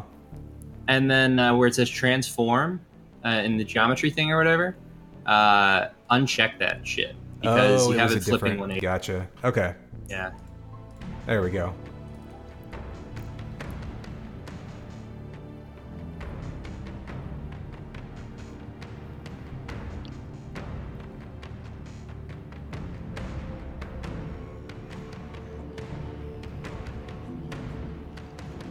Shit, this has been going on too long. I actually have to go very soon.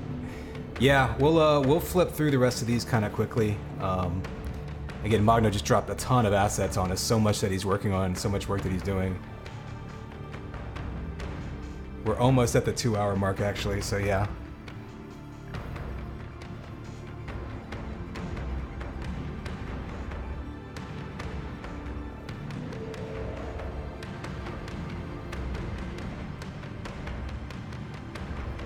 Yeah, nice trailer here. I mean, you can see kind of getting those like Skyrim vibes, not unlike the other icy ruinous maps.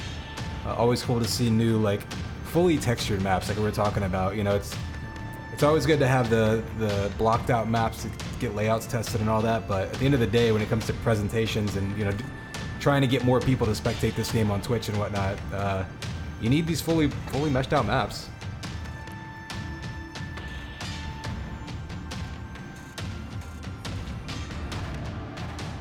Yeah, it just has some frame drops issues like we mentioned before, but it's actually shouldn't bother people to play it still, so that shouldn't be a reason for a UT Alpha game, I think.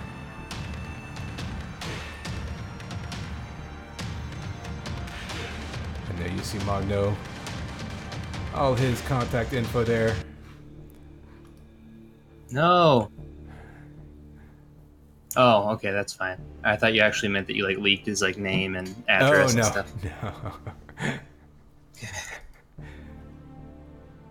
I do have a social security number though in this last video we're gonna play. Uh-oh.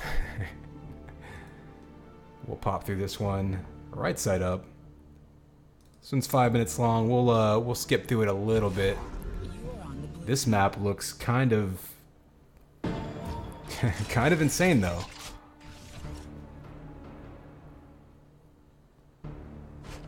Oh, so it's an actual playground.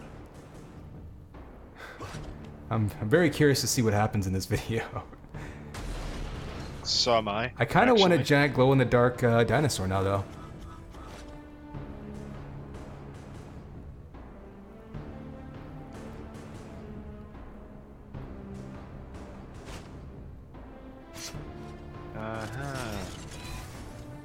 All right, running low on time. Let's skip ahead a little bit and see. Looks like there's mostly asset stuff that he's working on. Got the Lego stuff, blocks, all looking really good. Interactive fidget spinner, what everyone wanted in UT.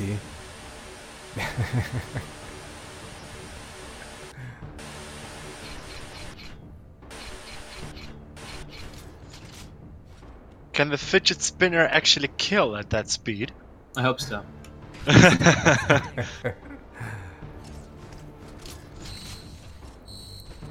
It can definitely give you a huge migraine, though. Yeah, spinning around like that. You should just make the whole map spin.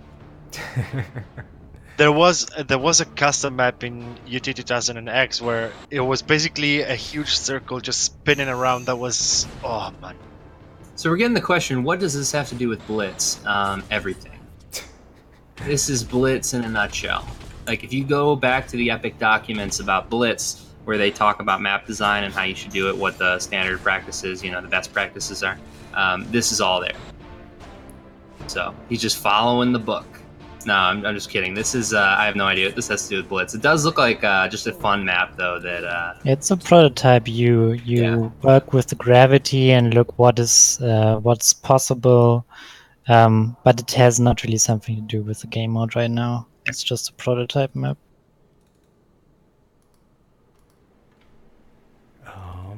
What else? We've got more videos here. We'll give him a quick. I think you've been seeing online. He's been posting around his X-ray power-up. We'll give a quick look at that video. I know you've probably seen it in Discord if those of you have been hanging out. pretty much what you expect it to be.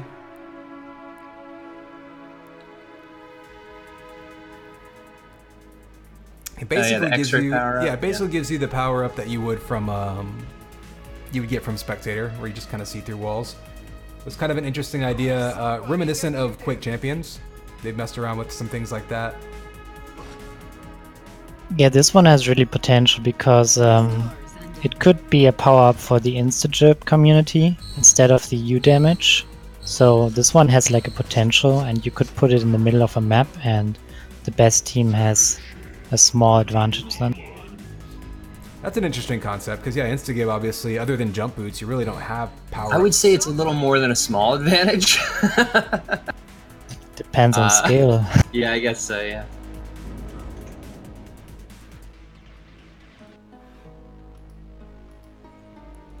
Like, it could be used as, you know, as a competitive measure. I wouldn't see it very much, but it might have potential anyways if it's like downgraded by a lot.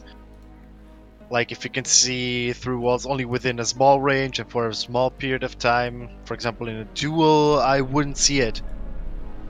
Yeah, I think that the So to idea for speak. ICTF might not be too bad. Like if you put it in middle, it would really lessen the efficacy of like the 5-man D, because if you have a good aimer and you can see people through walls, like say goodbye to 5-man D strategy. He knows exactly where you're spawning and he can just True. kill you. So you have to play up and you have to. So it really could change the dynamics of ICTF, I think, in a good way. But it also, you know, could almost be too powerful, right? You're almost, I mean, if you have somebody who's really good at aiming, I mean, I don't want to say it'll guarantee a cap because nothing does, but it's gonna be really good. It gives you a higher chance. Also, if you have the flag and your enemy has the X-ray, they might be able to see where you're going and where you're hiding, and I don't Yeah, think that that's a would be very stupid. yeah, I wouldn't see it as a very nice thing. But if it can be regulated in a way that, like I mentioned before, you had a limited range and a much more limited time, and in ICTF's case you cannot see anyways where the enemy flag carrier is going, then it might be something for Instagame, as there are no pickups in ICTF, for example. And I wouldn't mind actually seeing something like that in an ICTF environment, but it's not up to me to say that that's up to the more expert ICTF players. But as we are seeing now in the video, we're seeing some tests for some vehicles. We've also seen some screenshots, and we've just seen the Manta. Yeah, we've seen Which a is- lot of that coming out recently. Get the mana. I think there was another video somewhere. I don't think we have it in this collection of the hoverboard in action. Kind of reminiscent of the one from UT3. Unfortunately, I have to go, so Yeah. I will catch you guys later. All right, thanks for joining us, Cap A, and Thanks for joining. Definitely, guys. Good luck with the rest of the stream, and hope we do some more of these. all right, see you next time. Bye. So yeah, just rolling through more of this. I'm guessing this one is just another fun prototype. Okay, yep, we're flying on a pterodactyl now. Yeah, and we don't have to show every small prototype, I think. You can actually ride those things. That's amazing. See, that I Really? want in an invasion scenario. I want an invasion RPG. I want to get my +9 Vorpal pterodactyl mount that I can just fly around on. I think it would guarantee you victory against some of the lesser creatures like the Pupes or the Spinners, if the Spinners are going to be included, that is. And those are skins for the hammer, or Yeah, it looks like there was just Various some extra skins. screenshots of just some skins going on. Pretty cool to see all the reflective metallic stuff. Got a mod for deployable turret, it looks like. Give that a quick look.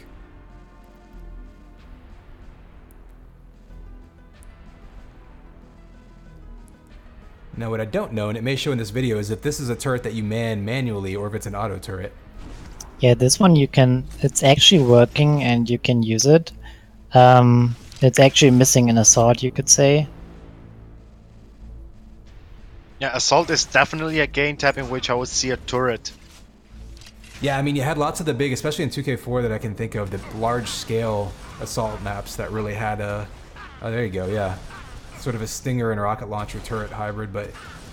I mean, of course, he had like, Mothership, for instance, which was just laden with turrets on the outside.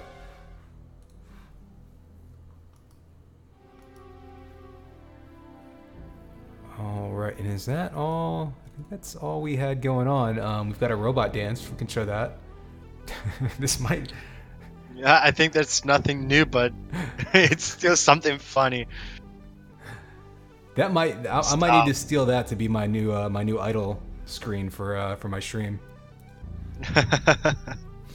But what else did we have? We had an assault video, didn't we? Yeah. Assault is missing, yeah. Mm-hmm. So I've got some info about it here. This is yeah, AS Sub Rosa. So the key here is that they actually have a vehicle running for it. So give some credit here. Assault code by Ergomanix, additional coding by Kirameki, maps by Blood King, vehicle by Nones. So I'm just gonna play. I'm gonna play the video and maybe we can talk about what we're seeing. Yeah, let's do that.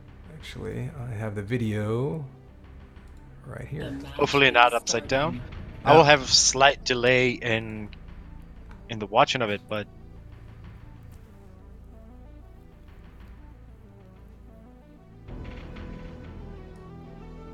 You are attacking.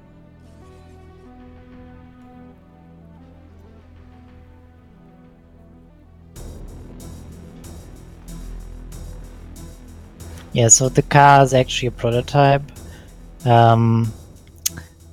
It's the first map and the first game mode that is actually using the car. So it's actually the reason to continue the developing of it now. So that's pretty. So what? yeah, it looks impressive. So what? Actually. What capabilities? Is this a direct? Excuse me, design. Like similar to a 2K4 vehicle, or is it sort of its own hybrid? Well, I think it's a hybrid. EXO made the physics and I made the controls. And right now you can drive, it can explode, it can respawn, and yeah, the future would be it can shoot maybe shock cores, I don't know, and that maybe 2 players can enter the car and some bug fixing, yeah. It's kind of an interesting idea because you could even use it almost like a payload situation where like you have to protect the car, and you know, certainly we saw assault maps in the past in previous games where you had to just like drive a vehicle through in order to, you know, to get the objectives rather than just hitting them yourself. Yeah, you can do all kind of things with that. The vehicle runs as mutators, so it can be implemented in every game mode, and it is not using a custom Muti character and not a custom Muti player, so everyone can use it basically.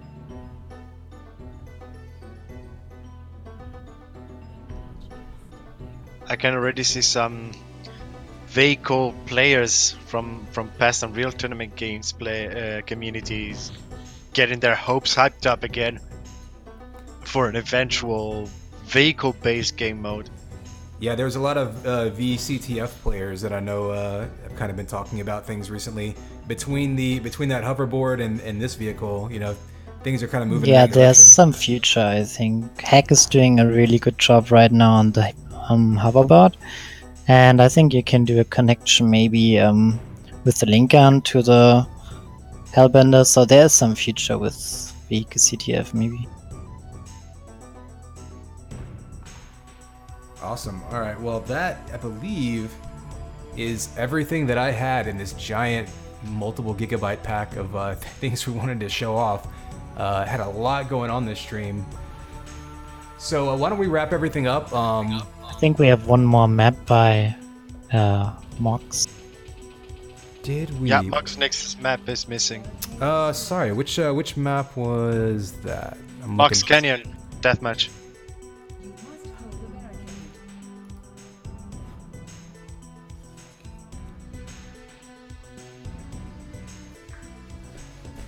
All right, bear with me. Give me 1 second to locate that file then.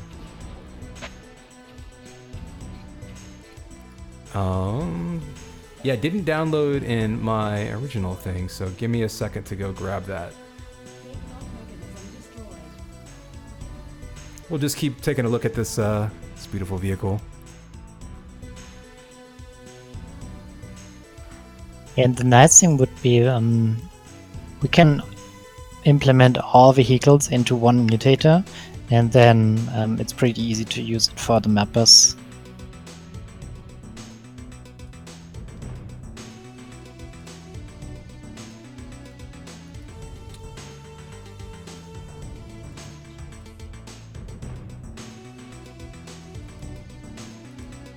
I think I've noticed as the vehicle was driving on that bridge in Sub Rosa, the decal effect was overlaying the vehicle material actually.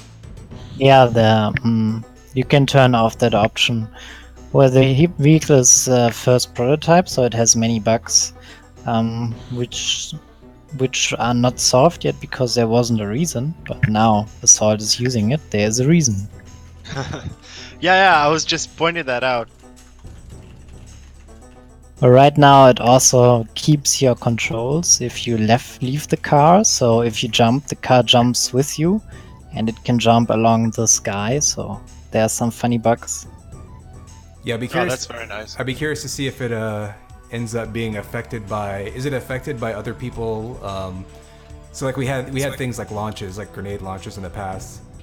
I'm curious if that's a thing that'll be affecting it. Well, right now you can destroy the vehicle, it explodes and then respawns.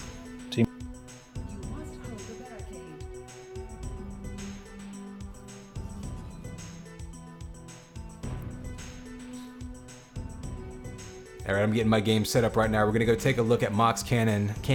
Looks like it's on Unreal Carnage right now. Yeah, it's a pretty nice map.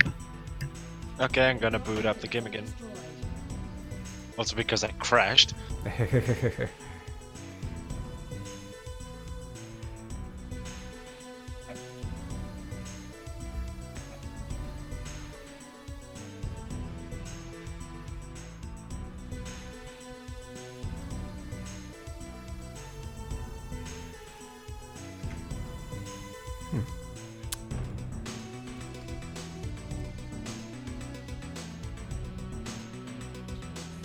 Moxdix is around in Discord. Maybe we can get him to jump in, voice with us, and tell us a little bit about it. Hello. Hey, we got you. Hello. Not too much. What's up? I understand you're streaming. Yep, we got some people listening to us right now. We've been talking about stuff for a couple hours now, and now we're moving on to this new Mox Canyon map. I'm trying to find it on a hub right now, though. Magno said it might be on Unreal Carnage. Yeah, go to the Chicago. That has the latest version. Okay. Dallas has a previous version. Gotcha. I just put the new version up like 2 days ago.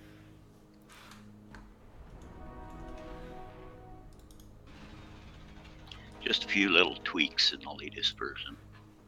Smoothed out some collision, a couple things like that. Yeah, mapper's work is never done if you, there we go. I can finally start a match. So did you test it with elimination? Yes. It actually works very well with 10v10 LM. It's not just a spam fest. You can do flanking maneuvers and all kinds of stuff. And we have to force some servers to use it in the rotation. Yeah, I'm looking for it right now. There's a lot of maps on this hub. Sure are.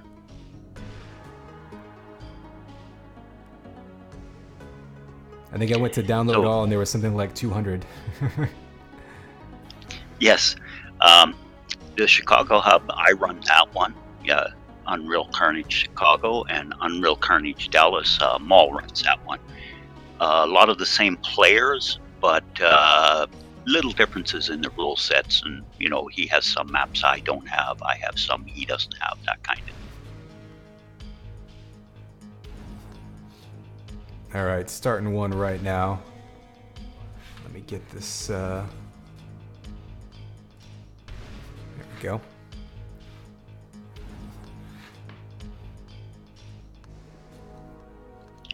Yeah, I just exited the editor. I'll boot up.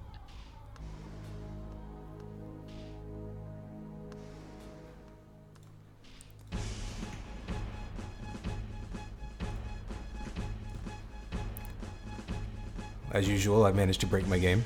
I'm very good at that. It's going to take a while to download. It's a big map. Gotcha. All right, well, we'll throw the background up here. So, give us just a little bit of background then. Like, how long have you been working on this map? What are your sort of, you know, inspirations like for this one in particular? Well, this one's kind of an odd one. I wanted to do a whole bunch of things with this map. For starters, I wanted to make a large map, one that can handle bigger player counts.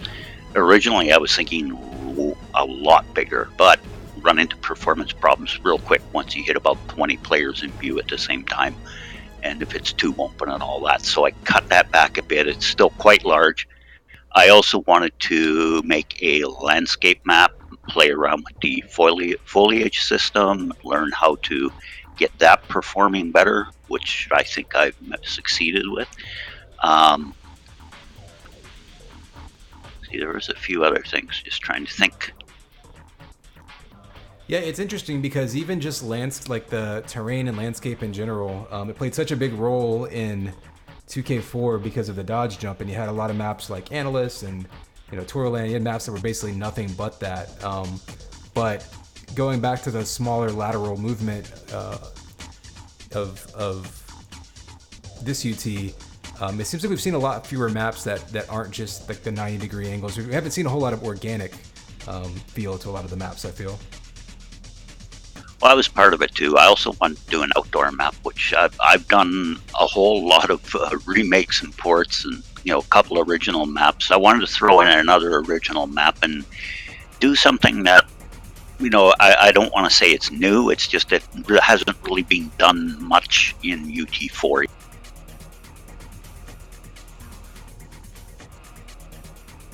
And that's the outdoor terrain map, you know. Try to get it looking good, but still perform okay, you know, all that kind of stuff. A lot of things I was trying to accomplish with this map, and I think I hit most. Yeah, it sounds very ambitious. I'm almost done downloading it right now. I think Seth might already be in the game.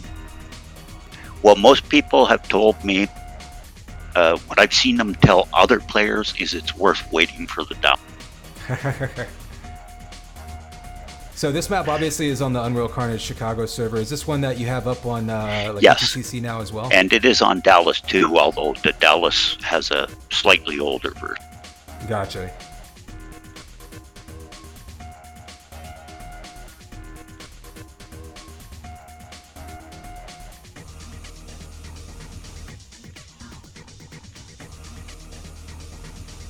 So one thing to ask too, with the DM map, is this a map that is meant to be played in things like DM and TDM? Like, does it have, you know, weapon pickups and power ups and yep. all that? Yep. I've played it. I played it in DM, mostly just against bots. Though it's sometimes can be hard to get people to log in and test a map, especially when it's a big one. I did get quite a few testers the first couple times I did that. But since then, it's been a little harder. And what is your sort of ideal team size, like our ideal player count for this map? Oh, it can handle. I wouldn't go any less than 8. You know, it's pretty slow if you don't have at least 8 in, but anywhere between 8 and 10 is good. Some people might even like it with, you know, a bit less than 8, but I wouldn't want to duel on it. It's way too big. Yeah, you were saying that you could handle like some really large elimination matches on it. Yeah, 10v10 was actually a lot of fun. So Magno's asking about some of the asset sources. So what did you draw from to put this map together? A lot of the assets in this one are from Epic's Kite demo, which is available in the Learn tab of the marketplace. I had to port all that stuff over to UT, which sometimes it's a lot of work, sometimes it's not too bad. That one was sort of in between. But once you have the assets in, then you can use them in any map. There's a few assets from, stock assets, mostly the assets that are used in Chill, and you get a couple odds and ends from other places. The mushrooms are from Pixel Megascans. Again, that's some free stuff that you can bring into the engine, into the game. Gotcha. Yeah, I feel like a lot of the mappers that kind of want to work on some stuff, it gets a little intimidating trying to actually figure out where to pull assets from and how to give your map a unique look. So whenever someone can figure out how to get things working and give it like a completely, it gives a whole different vibe whenever it looks completely different than any other map. Yeah, exactly. All I can say for that is just keep downloading packages that look interesting and find little things that you can use here and there. I might download a whole big package and only use 1 or 2 assets out of it, and I've got probably 20 or 30 different packages that I brought into UT. All free stuff. I haven't bought anything.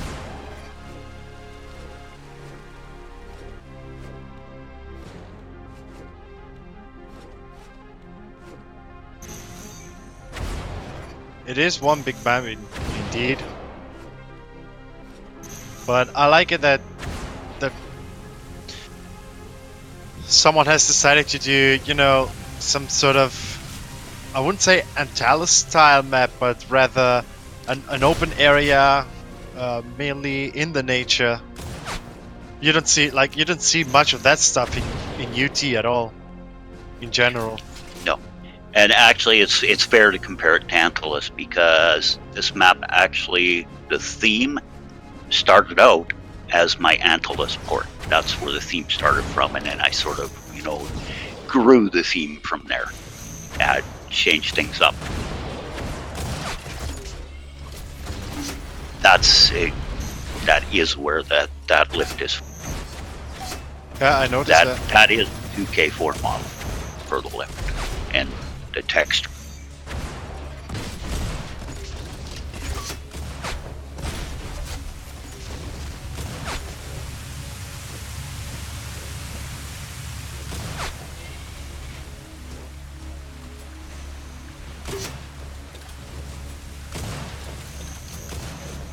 Mostly that's about controlling the sight lines and openness of the map, like how much crap is in view at one time, spreading things.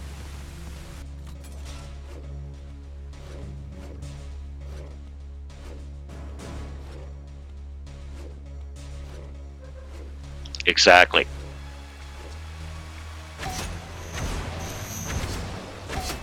Yeah. And then there's collision too. If you just use, per poly collision on all the meshes, that's going to really hurt performance. So you got to use blocking volumes or collision meshes, and all kinds of little tricks that you just learn by playing. I don't know if it's just on my machine because I'm using non-conventional settings, but if you look at the water surface, while being close to the edge of a bridge or a stone, you can see the texture like reflecting itself. Yep. That's just the engine and the materials. Those water materials aren't perfect. I'm trying to find something that I like a little better, but they're not. And I think that's the art of Unreal Tournament right now. We don't have a shooter that is pushing the limits of the PC and the network. Most shooters use low graphics and easy maps and simple textures, but Unreal Tournament is pushing it to the limits and is looking what is the best balance of perfect graphics and gameplay. Well, I think the issue there, and this is, in my opinion, it's a pretty big problem with UT right now, is that the hardcore, experienced crowd tends to like the simple maps, basic shell maps. Problem is, they look like crap. New players like graphics. They want the eye candy, so it's hard to attract new players when everybody's playing shell maps. Yeah.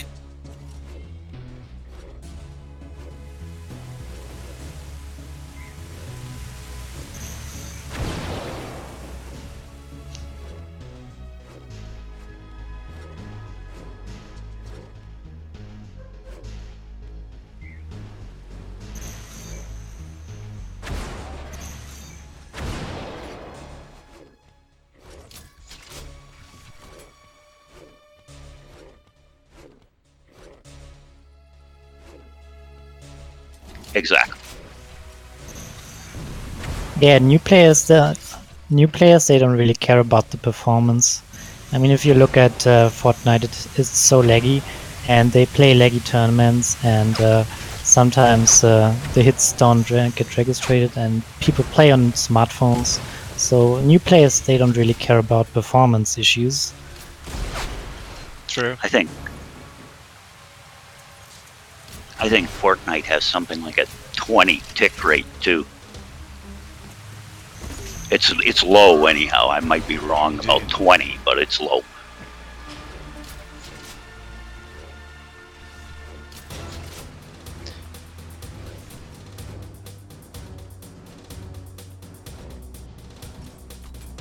I've noticed. There are a pair of jump boots in the map in regular TM. I noticed that there is an area where the water becomes all open. The waters are all open, and there's also a statue. If you try to swim like away from the map, and you encounter the blocking volume, you can actually wall run on the invisible wall. Oh, I can probably turn that off. Thanks for pointing that out. I'll look into it. And I killed myself.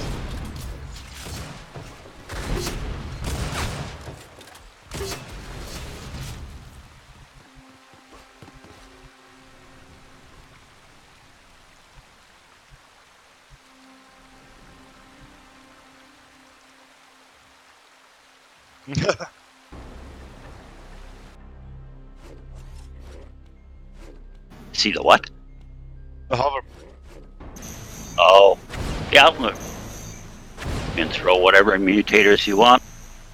It also has.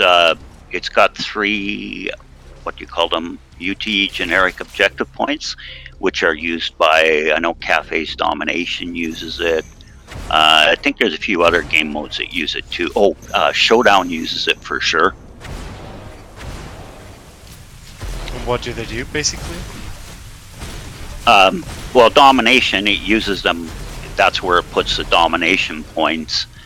Showdown, that's where it puts there's that power up that comes near the end that sort of randomly spawns. Well, it goes randomly to one of those 3 points. And it can be used by other game modes for, whatever they want to use it for. It's just, basically it's saying this is a good spot to put something. That there's nothing there right now. Yeah, I can imagine like Invasion also there, so there are some possibilities. So if your game mode has a special pickup and the map has UT generic points in it, that's probably a good place to put your special pickup.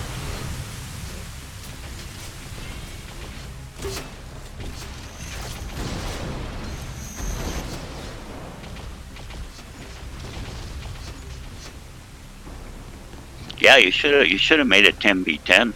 The stream. Probably would have probably would have got 10 on each side, and it is fun with that.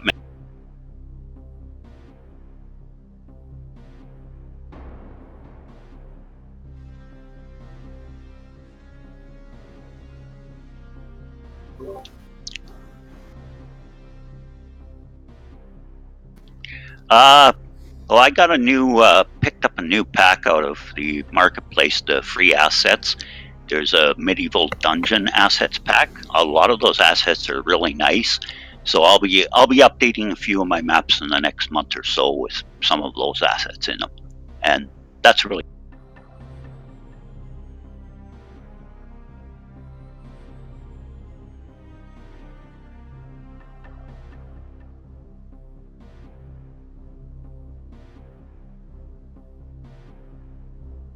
Yeah, the latest version is up there. I put it up there I usually put them up there right after I put them on my server.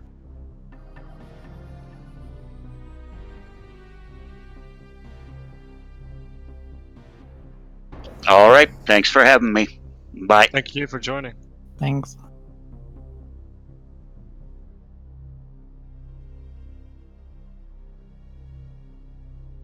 Yeah, basically, yeah. But I think we've covered this time pretty much everything for tonight, I think.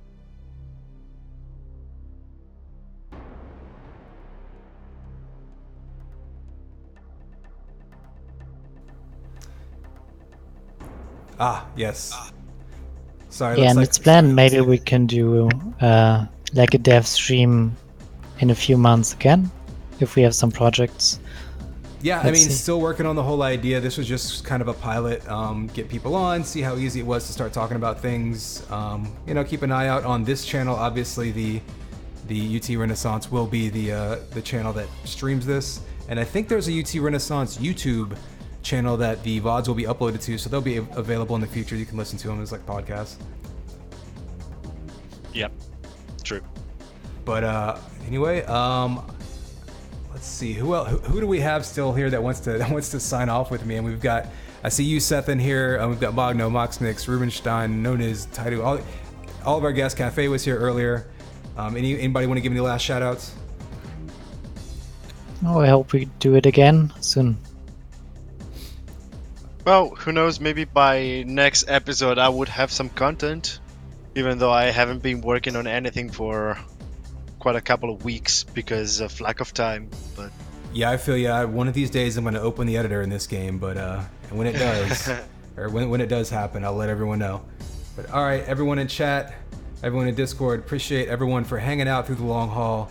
Like I say, keep an eye out for future content on these channels, and thanks for hanging out, everyone. yeah, thank you very See much. ya.